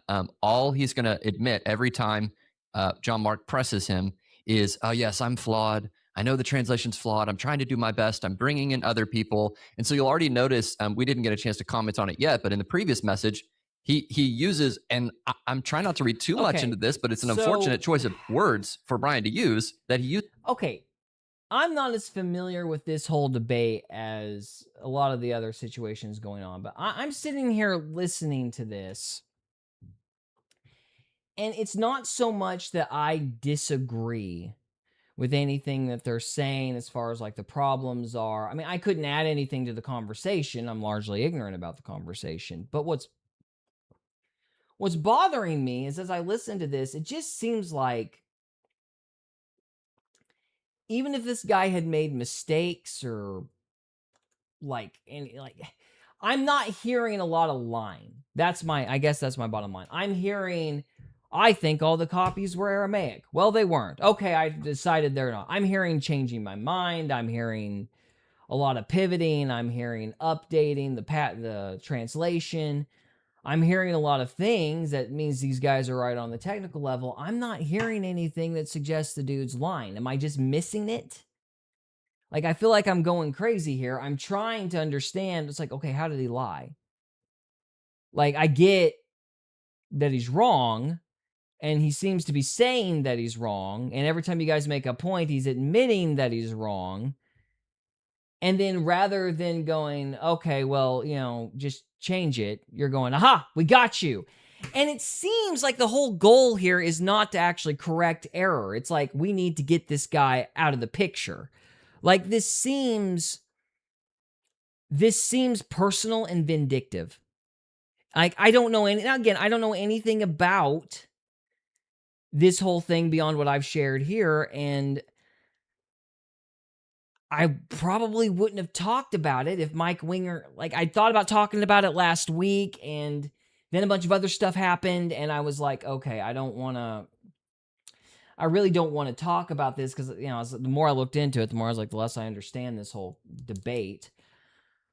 But I probably wouldn't have talked about it at all if it wasn't for the fact that Mike had removed the UAP version from his Bible and was now pressuring people to do the same thing. I guess that kind of motivated me to still continue discussing it. Otherwise, I just would have went and started talking about Disclosure Day, which was a terrible movie. But no, it just doesn't seem, correct me if I'm wrong, but it just does not seem like there is any way for this guy to make peace with these two.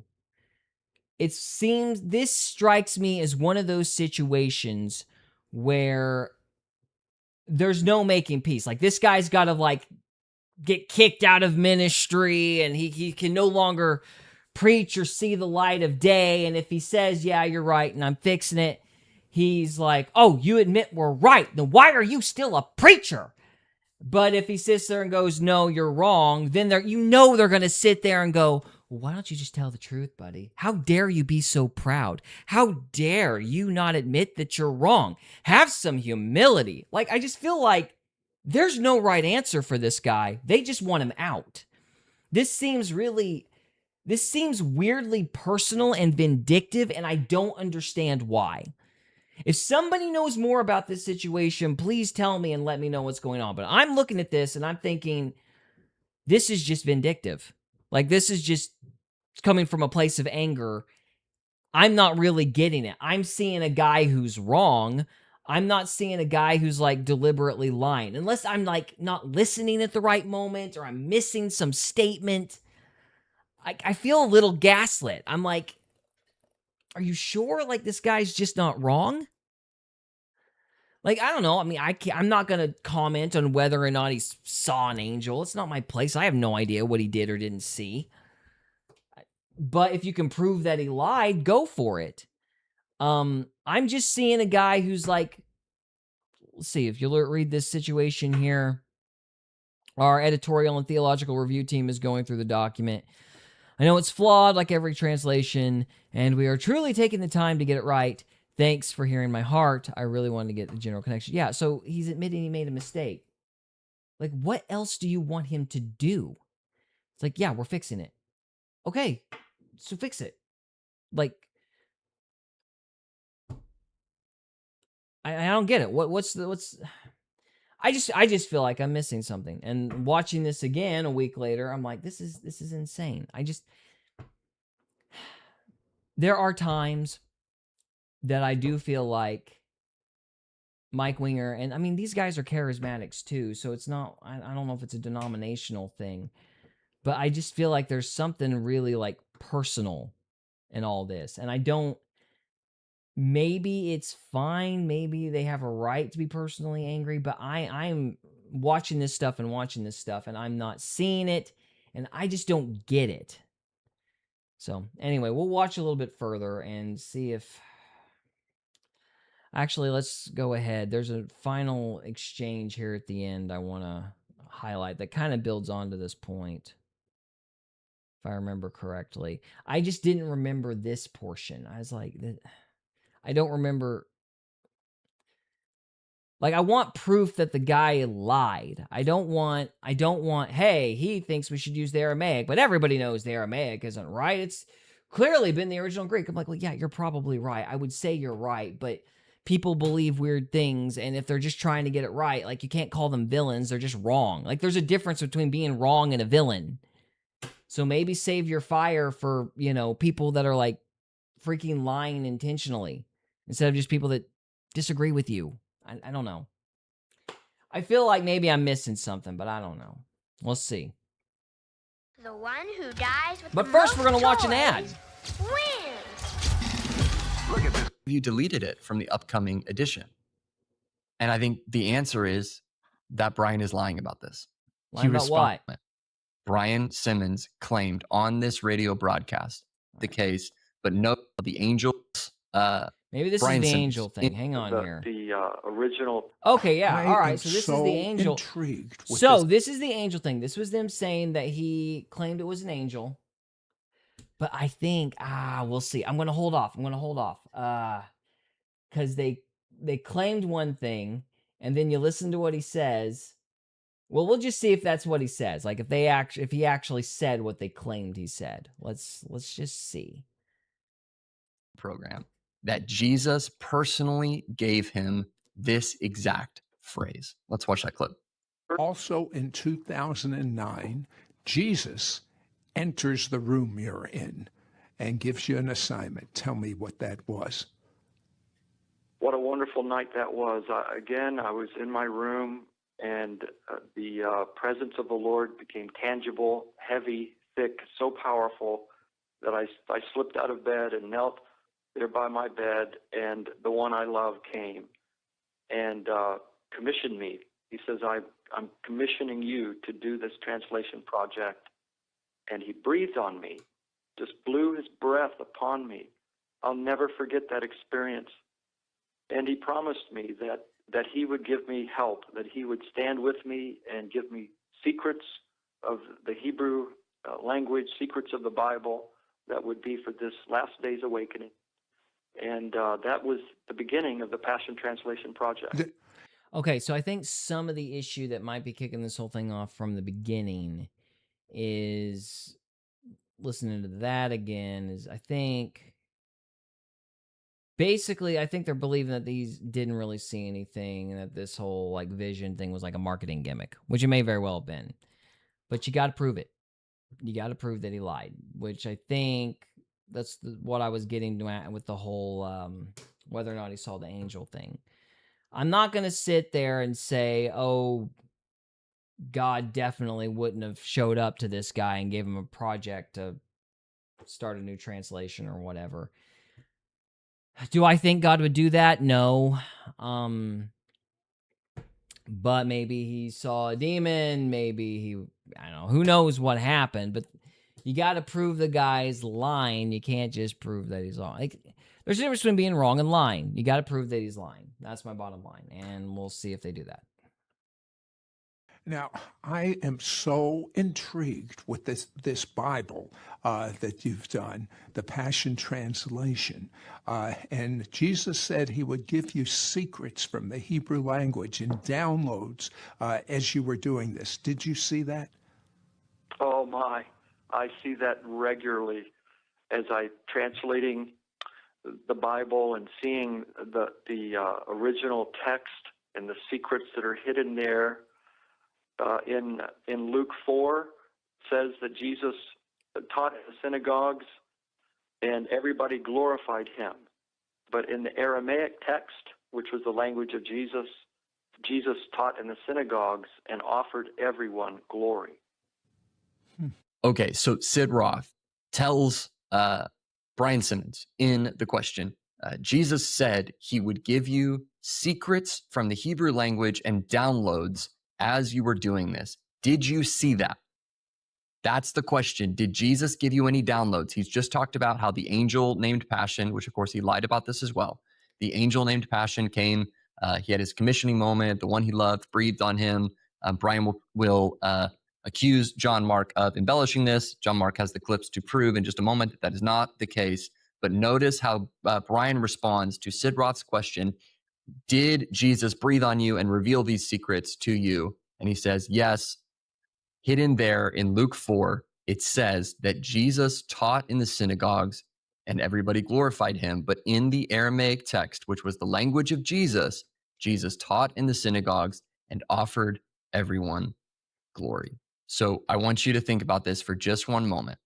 Brian Simmons claimed on this radio broadcast that Jesus himself came to him and revealed the phrase, offered everyone glory, as one of the secrets related to his commissioning. So the question is, Brian, if Jesus personally breathed on you and gave you this exact phrase from the Aramaic that he offered everyone glory, why have you deleted it from the upcoming edition? And I think the answer is that Brian is lying about this. Okay, He that's responds That's fair. again, continuing his response to my most recent communication. I'm not sure I can answer all your concerns satisfactorily.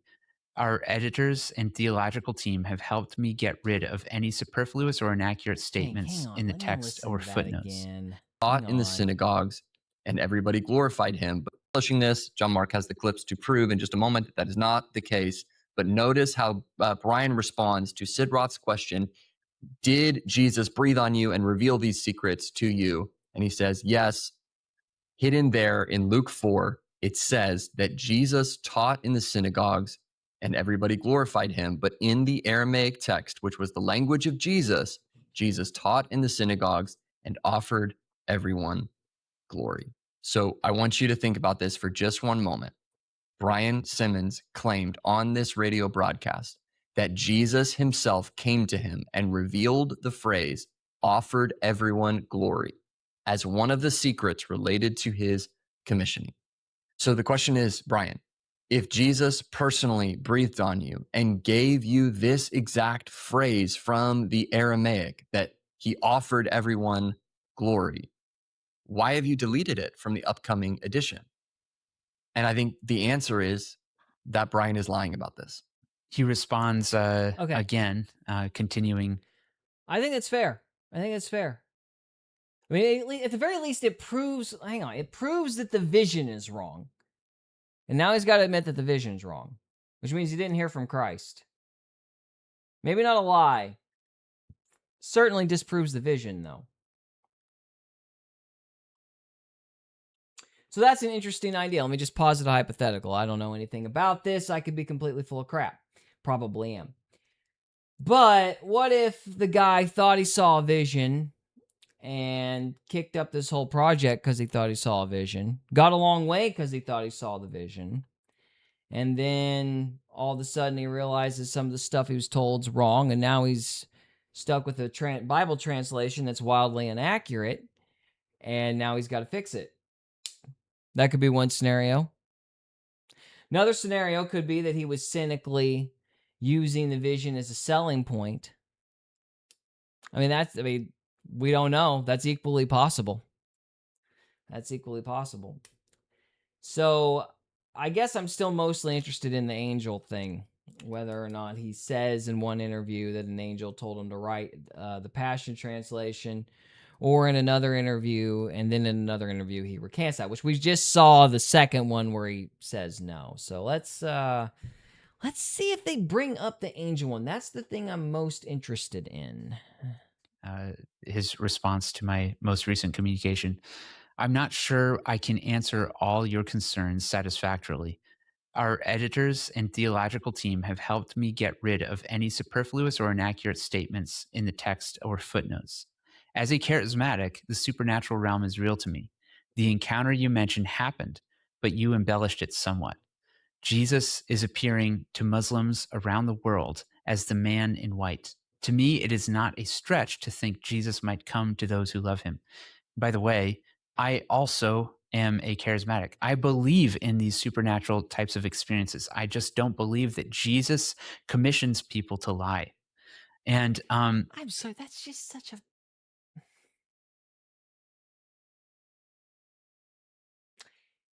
He might be lying, but you got to prove it.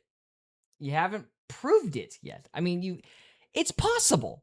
The guy had a vision, said the whole glory line, which, my gut, I'm sitting here listening to that glory line. First time we heard it just a few minutes ago. I'm asking, what does that mean? Like that, I'm suspecting that statement is not true because you're giving glory some kind of weird amorphous definition that could mean 37 different things. To give somebody, like, I'm giving you glory. Like, I don't know what you're talking about when you say that. So that kind of makes me suspicious. But yeah, I mean, the guy could I'm still seeing I've not seen anything that makes me go, okay, definitely a charlatan. I mean, it's probably more likely than not that he's a charlatan, but you haven't proved it. And I it's me. Maybe it's me, but I don't like crap like that. I just don't think Jesus would commission people to lie. It's like, why are you that angry? Like, I don't, like, for example, I've pointed out some stuff that I think the NIV gets horribly wrong, and I think the NIV does it because it wants to paint Jesus up as a hippie. And I get very upset about that, but I'm not sitting here going, you people are liars and you're disgusting and your NIV needs to be taken down. Like, it's up to me to make the case that the NIV is hot garbage and you should read the King James. It's not up to me to sit there and go, you need to take the NIV down or you're not a Christian. Like, I don't get this vindictive thing. I don't get where the ire's coming from. And maybe I'm wrong to be suspicious of it, but I just don't get it. And I'm trying to understand why there, like, a statement like that just, it just seems indignant, and I'm not sure why. I feel like there's stuff happening behind the scenes that I don't understand, and it's making me not trust what's going on here. And maybe I'm wrong to be suspicious of it, but that I just look at this, and my gut is just going, something's wrong. Something's really off with this. Even though I can't exactly articulate what it is. Moving on. One of the things he says that I embellished those claims somewhat. I'm just going to play the clips of Brian saying those things himself, and I'll let the viewer decide for themselves whether or not I had embellished. He came again. It was in a dream. Came and touched my forehead right here, and said, I'm increasing your capacity to know me. And then I woke up. We ended up with the top brain map. Okay.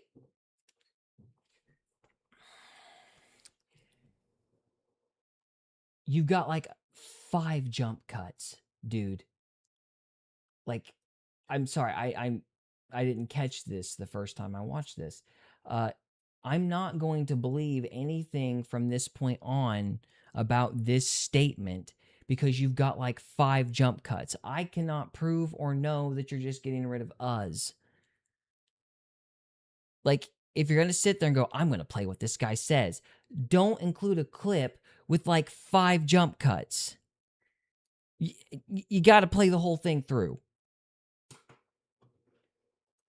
Person in the world. I asked her, if 6, God touched 7. you right here at hairline, right there, what would that do to your brain? And she 8. said, no, you don't understand. It would enlarge 9. the capacity. The Spirit of the Lord came upon me. I told you I had a visitation from the one I love. He walked through my wall and breathed on me and released me to do this translation project. And he breathed on me, and he promised me that he would give me help and give me secrets of the Hebrew language, secrets of the Bible. Secrets that only come from above. I discovered and uncovered so many mysteries and glory realms. And that was the beginning of the Passion Translation project.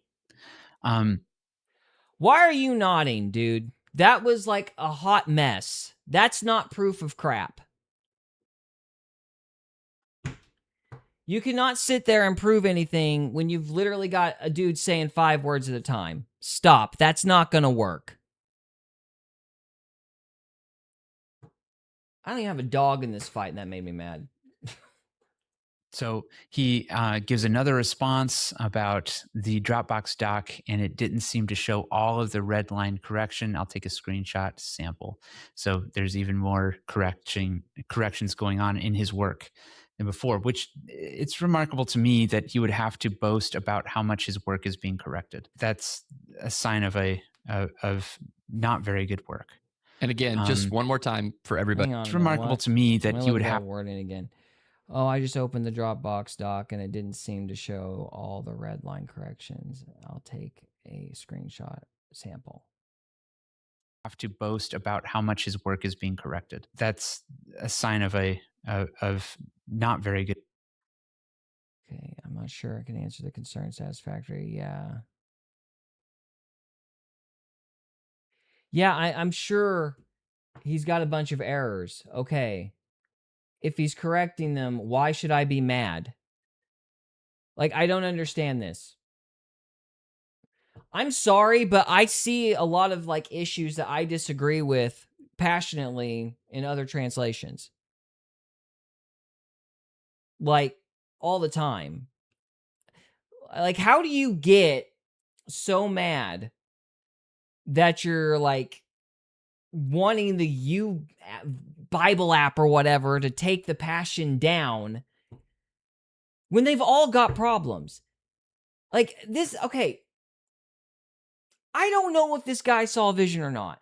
I do know that they have more updated versions of Bibles than the iPhone has, like, freaking versions of itself, like iPhone 67 or whatever. Like, they have multiple versions of the NIV. They update these things every so many years. Just like, don't sit there and pretend like they don't make changes to the Bibles all the time. They freaking do. And yeah, he's made mistakes and he's correcting them. All the Bibles do that. Like the Textus Receptus, what was it like with the King James, like the third version they finally used for the King James Bible because the first two had typos? Like, what do you mean? Why are you acting so indignant? It's like, yes, there are problems. I have not read this Bible. I won't read this Bible. I'm King James only. I don't have a dog in this fight. But why are you acting like, oh my gosh, I can't believe there's corrections in the Bible. It means you did a bad job. You suck. You suck. You know that you just suck. What? The NIV sucks. Like, what's the difference? Especially if, from what I understand about the Passion Bible, it's a paraphrase thing. It's like the Living Bible. It's like, okay, if you're feeling lazy and you don't want to say thee and thou, you would read the Passion or the Amplified or the Living Bible. Like, there's like really simplistic versions. Now, that was what I was always taught these Bibles are. And you're never supposed to take them as like inerrant or as authoritative as a more formal translation. Now, maybe he sold it as a formal translation and maybe he sold it as an Aramaic thing. When I came across it, that wasn't my impression of it. But maybe I'm wrong about that. But even so, the NIV sells itself as formal, and it's making updates all the time. I think that I can't be sure, but I feel like the anger's fake. I feel like it's fake. I'm just, like, where's the logic? Like, if I were to sit there looking for a proof quote, I'm not going to consider something with 5 jump cuts proof of anything. I don't care what the guy's saying. I mean, it's like a dad blame kidnapper letter that's had like the letters cut from like 15 magazines. I don't know what he originally said. Why would that be proof? Work. And again, just one more time for everybody watching. You can't correct the millions of copies that have already been sold. That's right. Every Bible has no that way to problem. go back Every and get the last cat, one. Put the cat back in What's the the bag. difference? So I responded to Brian saying this. Brian, inaccuracies are forgivable. It's the fact that you have been confronted about this before by Andrew Chapman. You corrected the points he addressed, but never changed the practice. What does that mean? We caught many times that he did not, and all of those stayed in your document.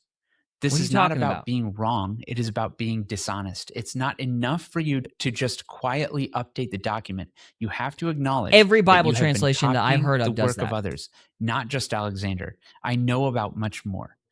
Without I know the attribution, NIV doesn't. and you have profited off of it. If Jesus truly did appear to you, he would not have commissioned you to publish a dishonest document. And this is where Brian seems to give up the ghost. He says, Jesus is pure and holy. Okay, I'm the sinner. Yeah, we'll just start I here. think all of us attempt to fulfill the calling on our lives. The one who calls us is faithful, even when I'm not. And that was the end of our correspondence. There's more I could have asked him about. This seems like, you caught me. No, that's not what he was saying. That is we're not going to agree. I'm going to say something complimentary to end this conversation. That's not, he caught me. And whoever you are, dude, you need to get off your high horse. That's ridiculous. I think you're all wrong and y'all just need to read the King James, number one. But this, like, holier than thou crap, like, it just... People can be wrong without lying. That is a thing that happens. Y'all need to get over yourselves. Just get over yourselves. This is ridiculous. All right, that kind of derailed. And I never even got to the angel quote, dad blame it. I know I looked it up. Anyway, look, if you want to try to understand this any better, again, Minor Prophets and Mike Winger, they have a video. It's is the Passion Translation plagiarized? I mean, based on what we've seen, they haven't proved anything. But who knows? I mean, I watched a lot of this and it went over my head, but maybe you guys will believe them. So if you do, great. It's all there, you know. All right, so that's their video. Let's move on. Finally, good night. I feel like I forgot most of my preparation from last week. I didn't expect to get that mad about it, though, honestly. All right, moving on. Okay, so the next subject. I'm actually going to begin with something I am a little more researched on. And this is something that I noticed a couple weeks ago. I was wanting to do a show about it last week, but I did not get the chance to. So, but I wrote the article for this Saturday, and since we didn't get to do it last week, that means the article actually got published before the actual episode. So I guess I will start the episode by reading the article. Let's see, is that enough? I swear, I'm going to like throttle OBS. I cannot stand this program. It is a wreck. Good grief. I apologize. I keep thinking that I've got this thing figured out and it just keeps doing stupid stuff. So, okay, so let me just start off by actually like reading my own work. It's a horrible practice in vanity, but it keeps me from having to improv. So that's what we're going to do. So this is from Mind Matters News. This is yours truly, YouTubers versus The Mandalorian. So in a previous article, I discussed the success of the science fiction horror film Iron Lung, a movie directed by YouTuber Markiplier. So yeah, we actually did a review of Iron Lung on the show a few weeks ago. So we did a review on it, and this is kind of an update on like what my thesis statement for the episode was. So I had expressed hope that this was a sign of a growing change in entertainment, and I suggested that theaters take note of Markiplier's success. It seems they have. Over the last few decades, or over the last few weeks, 3 films, all made by YouTube creators, have outperformed Star Wars, The Mandalorian, and Grogu, which some were hoping would at least be a moderate success for Disney after a long list of failures for the Mouse's version of the Star Wars franchise. The Mandalorian series was arguably Star Wars' greatest success since acquiring the franchise from George Lucas, but at the time of this writing, the movie has made approximately $294 million, which sounds like a lot, but not so much when one considers that it took $165 million to make, and as for the marketing, one estimate puts the cost at $100 million, but it is generally accepted that the marketing costs are the same as production. So, depending on which numbers you're willing to believe, it's arguable that the film has not made its money back. Whether the movie is still in the hole or has managed to make around $30 million, one thing is for sure, the movie has performed below Disney's expectations. It brought $102 million domestically over Memorial Day weekend, which means The Mandalorian and Grogu has the worst opening weekend for a Star Wars film to date. And this suggests, number one, Disney should just give up already and remove the Star Wars trilogy from canon. That's the only way the franchise is ever going to see a profit. Number two, it's highly possible that not only will YouTubers be able to compete with Hollywood, but more specifically, they may be in larger audiences than streaming. They may be able to bring in larger audiences than streaming services. The LA Times states that The Mandalorian and Grogu, I'm just going to paraphrase from here on until we get to the numbers, The LA Times basically stated that Disney was hoping to use The Mandalorian and Grogu as a way to increase their sales for their streaming service, Disney Plus. But the movie sucked so bad that ain't gonna happen. And then, of course, what's happened is the three YouTube movies in question were The Backrooms, Obsession, and The Amazing Digital Circus: The Last Act. That's 3 movies in the a similar period of time. They all beat Star Wars. They're all independent. And yeah, they basically are YouTubers merging with studios. So, and the studios that worked with them would be A24, North Road, Focus Features, and then I believe Glitch Productions. And so, yeah, basically the studios and the YouTubers started working together. And they've been able to create it's not just that they beat Disney. It's that they seem to have come up with an economic model, i.e. they can use a combination of like the studio's distribution methods and like something like Fathom Entertainment, which specializes in theater distribution. They can create a variety of different ways to basically like get the number of theaters needed to actually like make a profit on the film. And they don't have to do as much marketing because the YouTubers, the kids, are actually coming in to see the movies without the commercials. So basically the YouTube channels are acting as the commercials. So with that said, let me get down here to the actual numbers. So the Backrooms took $10 million to make, and at the time of this writing, it's grossed $212 million globally. And this would have been last week. Well, this article came out today, so I studied these numbers about 2 days ago. So these numbers are actually like 2 or 3 days old. And see, Obsession took $750,000 to make, and it's made $234 million globally. And The Amazing Digital Circus: The Last Act, it it doesn't actually produce a budget, but this was actually really interesting because it was almost impossible to get numbers for the movie. They estimate that an animated episode of something takes somewhere between $300,000 to $1 million to make for like a 30-minute spot, let's say. So if this movie's about 93 minutes and you assume it takes about $1 million an episode, then you get an estimate of $3 million. And I did see one website do a $3 million estimate, so that was the number I went with. And I believe, like I said, I believe that number is based on how much it actually takes to create an animated independent episode. Of course, you still have to bear in mind that we have no idea how much they paid Fathom Entertainment either. But it can't be that much given the numbers on the board. And The Amazing Digital Circus: The Last Act actually made $26 million, which is obviously the least of the 3, but they still beat Mandalorian and Grogu.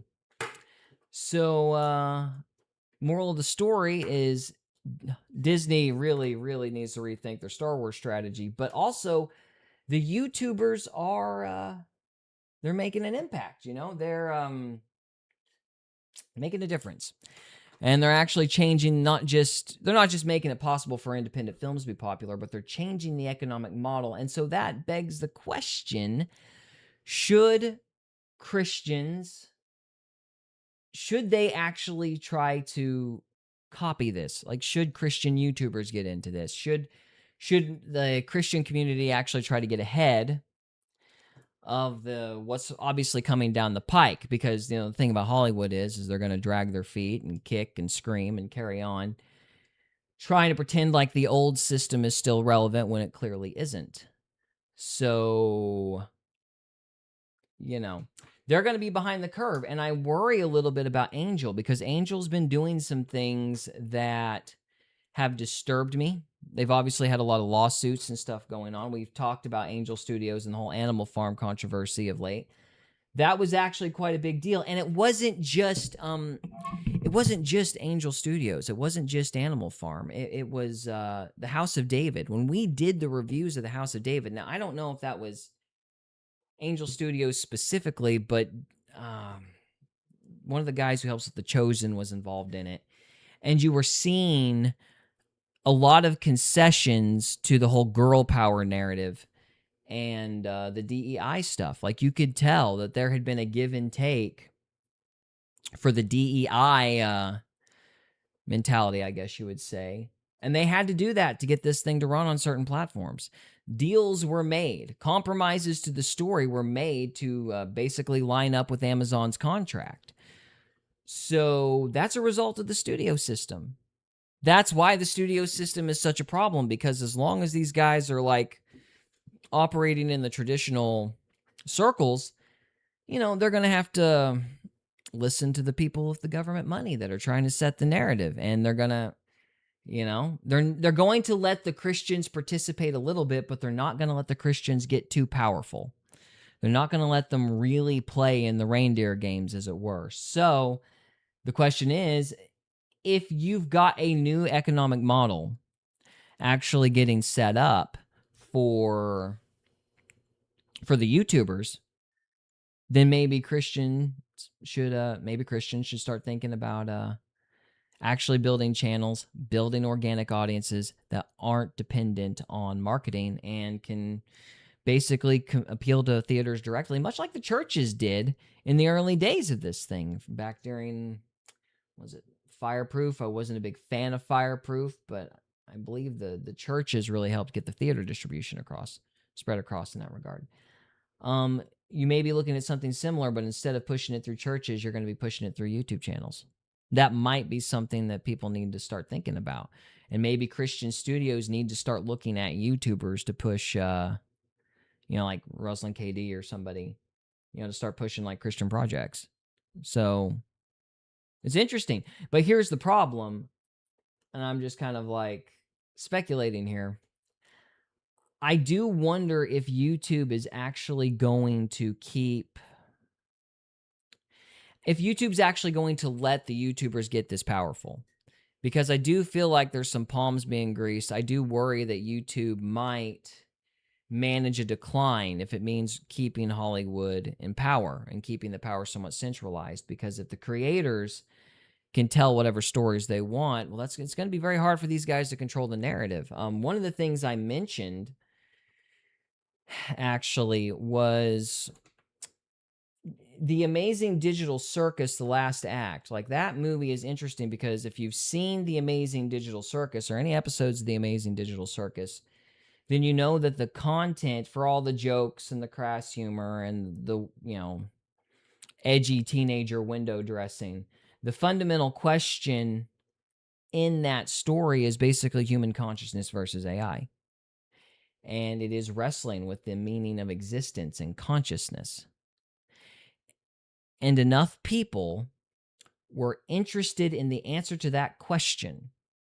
Enough people were interested to the answer to that question to go to the theater and find out the movie's conclusion. I haven't seen the movie, so I don't know where it lands. But enough people wanted to know the answer to that question that they went and made $26 million for these people. And there wasn't a commercial. They didn't need to hear a bunch of commercials to remind them to do it. Which tells me that people are actually possibly interested in intellectual content. Maybe they want to actually have stories that address complicated subjects instead of following the same generic formula, the save the cat. We got to make sure that we have the dark midnight of the soul here, and we got to make sure that this character is an author insert, and we got to make sure that, we systematically hit every trope so the algorithm knows where the story is supposed to go. Like, maybe that's not responding with people. Maybe people are actually interested in technical, complex, deep stories, because for as crass as The Amazing Digital Circus can be, it has the Chinese room in it. Like, it actually has a joke about the Chinese room. Now, this is that what if scenario. The Chinese room is that what if scenario where you you have a guy in a room full of Chinese symbols, and then you give a guy a piece of paper that tells you how to translate the Chinese symbols, and then the guy gives the appropriate responses to the Chinese symbols to another guy, well, who's on the other side of a door. Well, that doesn't mean that the guy who's giving the correct answers understands Chinese. He's just got the guide, So the idea is that just because somebody can create the correct answer to a question or mimic a human behavior, that doesn't mean that the person actually understands. So just because somebody can say that the answer is box, that doesn't mean that the somebody in question knows what a box is. And it's one of those, it's like the Chinese room versus the Turing test. That's a big AI debate. And it actually has that as like a passive joke in the show. And so it's a little more intelligent than people would give it credit for. And people responded to it. So maybe some Christian material with some deeper themes, some more complicated and different subject matter than the traditional Dark Midnight of the Soul or whatever, maybe people would actually respond to that. Maybe you can actually get some complex, deep Christian content out if you take advantage of the system that has already been stress tested 4 different times and has proven to be resoundingly successful. Iron Lung, massive success. I think Obsession is going to be the largest movie, like as far as like return on investment. It's going to be the most successful film in all history. I can't think of anything that gets even close to that kind of a return. I mean, it's absurd. $750,000 to $234 million. Think about that. They spent $750,000 and got $234 million back. That's insane. So the model has been shown to work. And the studios are starting to take the hint, and they're starting to integrate, and they're starting to grab those YouTubers, which is good. That means that they're not going to dig in their heels and try to kill them. I am kind of worried about that YouTube might. I think YouTube's actually might end up being a bigger threat than the... I think YouTube might end up being a bigger threat than the studio system, actually. I don't know why, but I feel like YouTube has got this... It really, really, really wants to be Netflix. I don't think Netflix is that great, but YouTube really, really, really wants to be Netflix. So you're going to have to deal with that. But hey, if Rumble ever gets its hind end together, maybe YouTube won't fall apart fast enough, and maybe Rumble will get organized and you can get creators there. But the bottom line is this economic model of building an audience and then relying on that audience to go see the movies, and that's where you make your money. That seems like that's like I said, that's been stress tested multiple times, and it's worked, which is really, really cool. And so I'm hoping that maybe not Angel Studios. I don't know. I feel like Angel Studios might be a little more traditional than we think, and I'm a little worried that they've kind of gotten in bed with the wrong bunch. I'm worried about it. I'm not sure. That animal farm thing got me spooked, and so I don't know if they're going to keep being the good guys. We'll see, but yeah, maybe another studio can come in and find. Oh, maybe Mike Winger's got some good creative ideas. Who knows? So anyway, I just found it.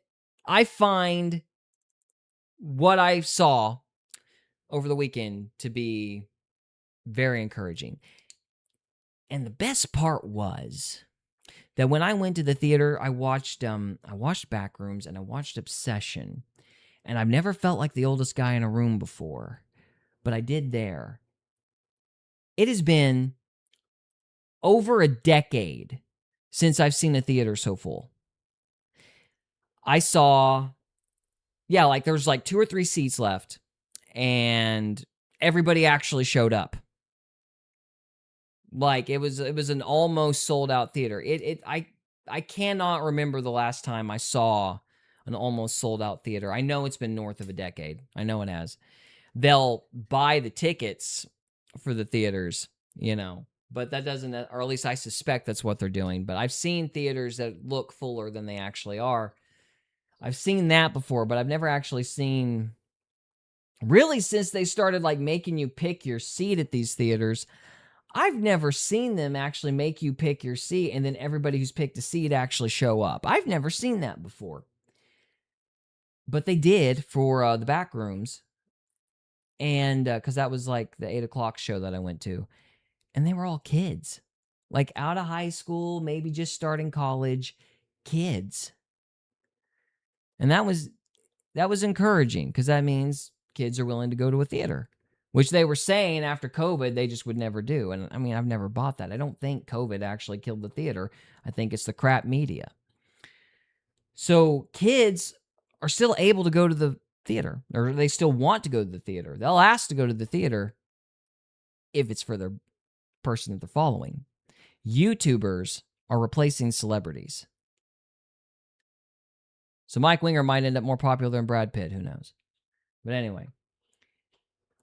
So that's really interesting. I think that the Christian community should think about that and see if there's a way to come up with maybe a way to make Bible stories or something like that. And because the theaters will apparently say yes for they're getting more likely to say yes because, again, the idea has been proven. It's no longer hypothetical. We've got 4 movies that have been successes. It proves that the model works.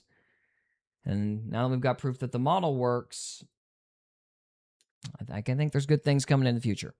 So that is all I wanted to say about the last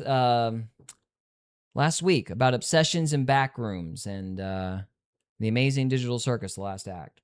So I got one more subject for tonight. If you all will excuse me for a second, I'm actually going to get a drink because my throat is getting parched. And we will talk, we'll put off Troy Black because we were going to look at his prophecies, but I kind of want to do that with the rest of the guys next week. So we'll put off Troy Black. I'm going to talk about Discussion Day, and then I'm going to call it a night.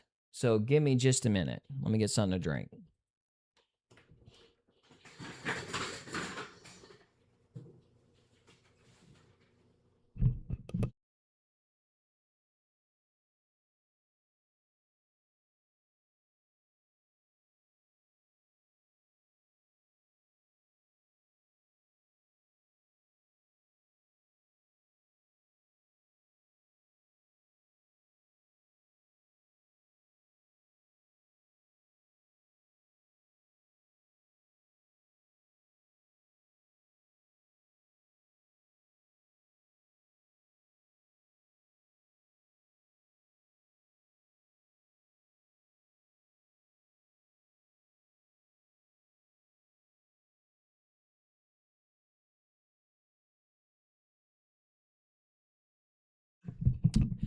Okay. I'm back. All right, so the last subject for the evening. I'm trying to figure out if I can get a cool graphic. I didn't pull up a cool graphic ahead of time like I should have. But I watched Disclosure Day yesterday, and it was comfortably... There's no sense burying the lead. It was an absolutely terrible movie. And I've been, astonished that so many people have been pushing this thing as much as they have. It did make me wonder if there was a psyop. It's yeah, well, maybe there is. Hang on, this light's getting dark. Goodness gracious. Oh, my UV light went out. Or my ring light went out. Ruh-roh. Hang on here a minute. Let me see if I can get that fixed.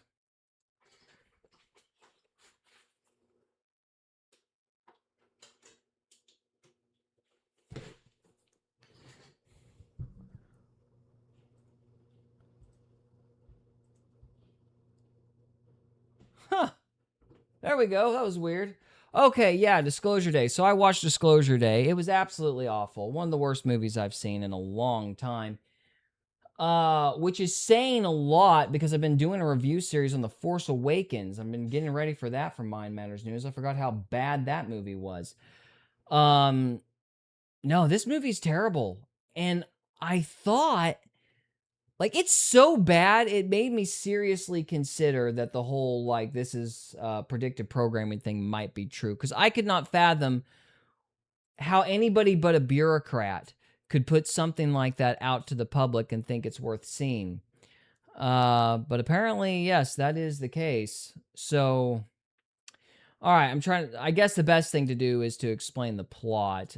So, you know, I would say spoilers, but I hope you listen and hear all the spoilers because I don't want you to watch the movie because it sucks.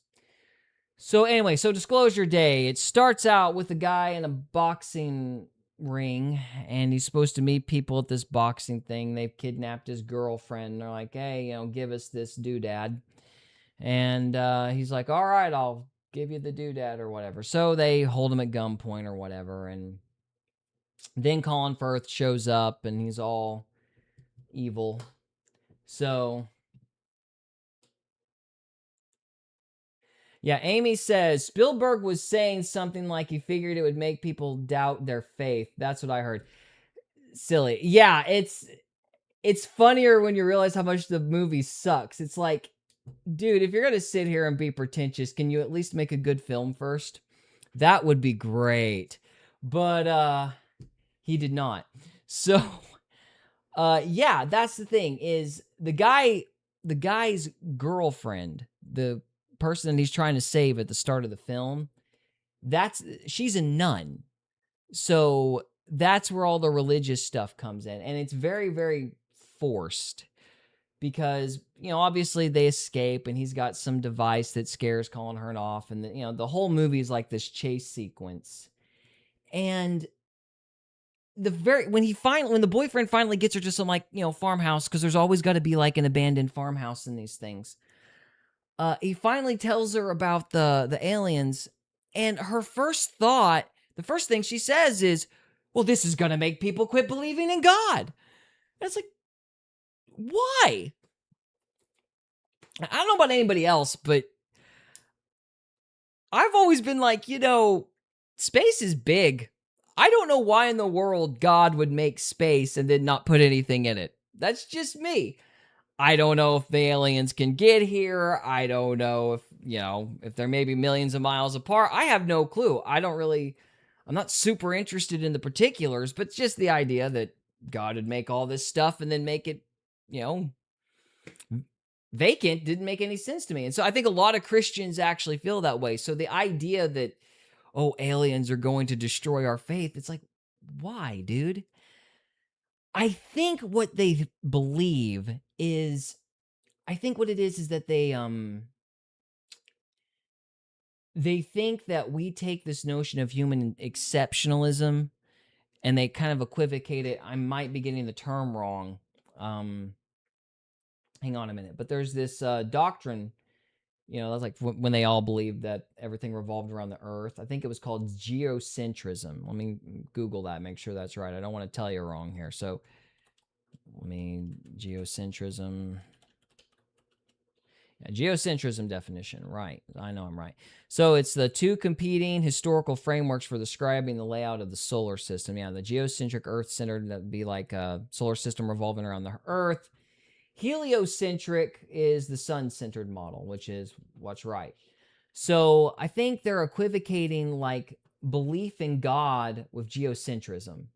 And I think they're equivocating like human exceptionalism with like geocentrism. Like the whole universe has to revolve around us, otherwise there's no God. I think that's their mentality, which is dumb. I mean, nobody thinks that the universe literally has to revolve around us, otherwise, you know, we're not created or something. Like the idea of us being made in God's image is like, you know, God doesn't have a body, so how are we made in his image? Well, it's obviously we understand certain aspects of his nature. Like he made us to comprehend love and beauty and things that are, yeah, abstract, but objectively real, but are not physical.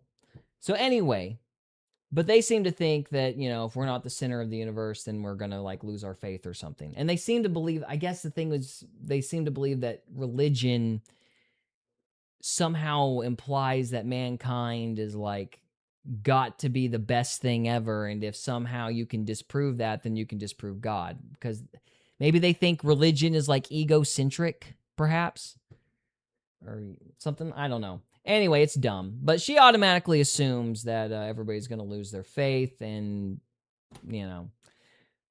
basically a nun later on goes, nuh-uh. And that's kind of the end of the whole debate. But it was kind of the transition to that was just out of nowhere. It was like, hey, we got to run from the government. I might die and you might die, and we're on the run, and we really need to get this information out. Otherwise, the truth will never be learned. And then she just kind of randomly shoehorns but people will quit believing in God, and they just got done dodging bullets. So it was just very forced. It was very forced.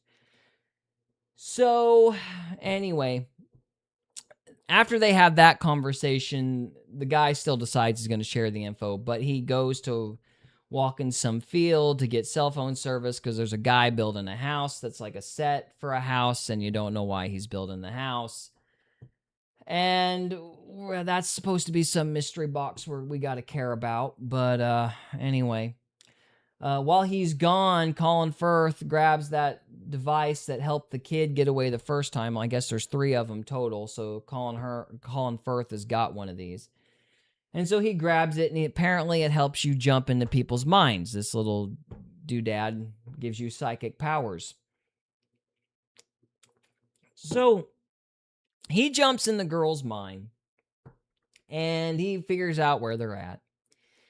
And then he also kind of puts like a kill order in her head. Or that's not even true. Basically, he stays in her head so he can act like a sleeper cell and kill the guy when he gets back.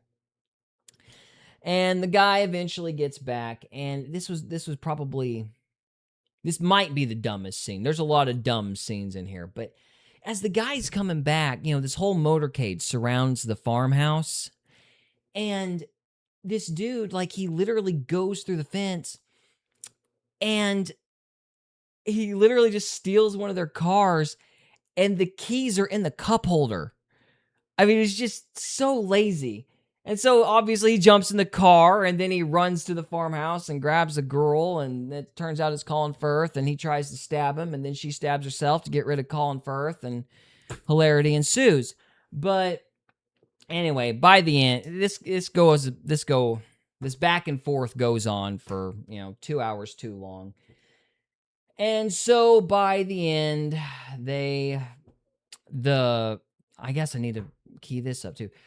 The girl on the poster is a reporter.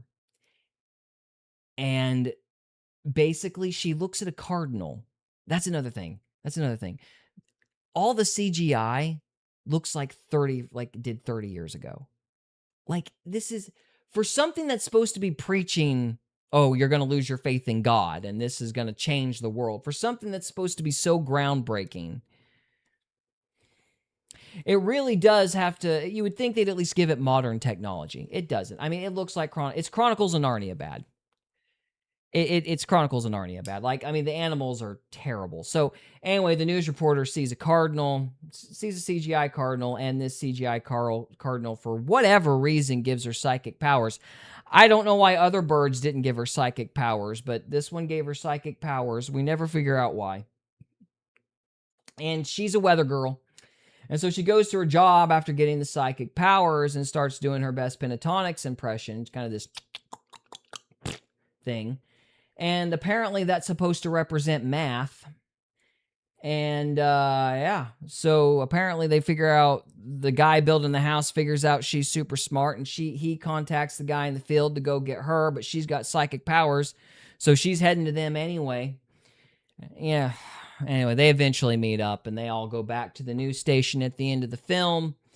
And she's got some stupid, like, the guy downloads all this information showing that there's aliens and we're not alone and all the rest of it. And then she basically just sits there while this data this guy has plays.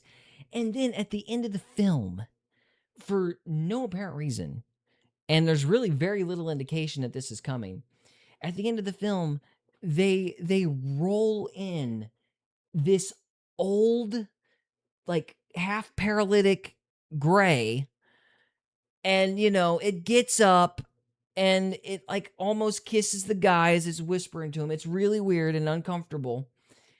And yeah, by the end of it, they make a big thing about this alien. And they build it up, and they build it up, and they build it up. And then the very last scene of the movie, the weather girl is like, now listen, cut to black. So you don't even get to know what the now listen was. We don't even get to know what Disclosure Day was all about. But at the same time, the movie was so bad, I literally threw my head on my wife's shoulder in the theater and went, oh, thank gosh.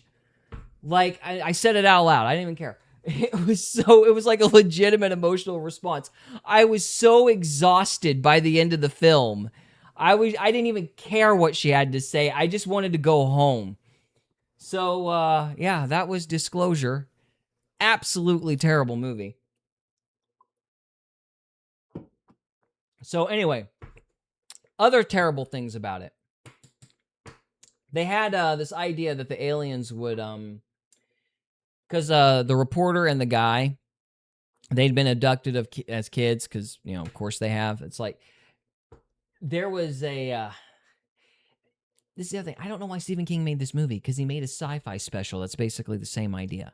Like, there was a movie called Taken or sci-fi series, television series, like from years ago called Taken. It's the same concept. You got the special children that were abducted, So it's basically the same plot. But anyway, Amy says, I don't regret not seeing it. It's a good choice. It's a good choice. You were missing nothing. Absolutely nothing. Yeah, anyway, but they have this stupid scene in there where the way that they trick the kids is with animals, and the animals lead them to Hansel and Gretel's the witch's house. Which, number one, is weird. I don't know why they would make that connection, and I felt like the movie was trying to say something, but it couldn't be good, and I didn't know what it was trying to say. But at the same time, they were so lazy, they couldn't even make the house out of candy. Like, it was supposed to be Hansel and Gretel's, the witch's house, but it just looked like a house. And then, of course, it turned into the spaceship, because of course it did. Anyway, so as for the religious implications, there really aren't any. Like, it's basically, it's everything that you would have seen 30 years ago. Like, it's the same regurgitated crap. They acted like this was going to be some big thing, challenge, like they were really going to make like a full frontal assault on faith or something like that, which was the whole reason I even went and watched it, because I was curious how they were going to try to tackle disproving God or whatever. And they didn't even do that in the end. It was basically just, oh, can God exist with the aliens being real? And then one group says yes, and then, or one person says yes, and the other person says no, and you've got your avatar for two positions, and then nobody ever takes a position, and that was it. So it wasn't even affirmative one way or the other. So it was a lot of hype, mostly by the media, I guess, to jive up controversy, to get stupid idiots like me to go watch the stupid movie. And I fell for it, because I'm an idiot. But anyway, I will say this, though. It did give me immense pleasure, to realize that a 20-year-old two 20-year-old YouTubers were able to sell out a theater, but Spielberg can't. It's like, we were literally one theater show that we went to, completely empty. Nobody went at all. And it's one of the bigger towns in our area, and nobody was in the theater. And then in the other theater, there were like four. And me and my wife were two of them. So it was me and my wife and one other couple. And that was all that showed up.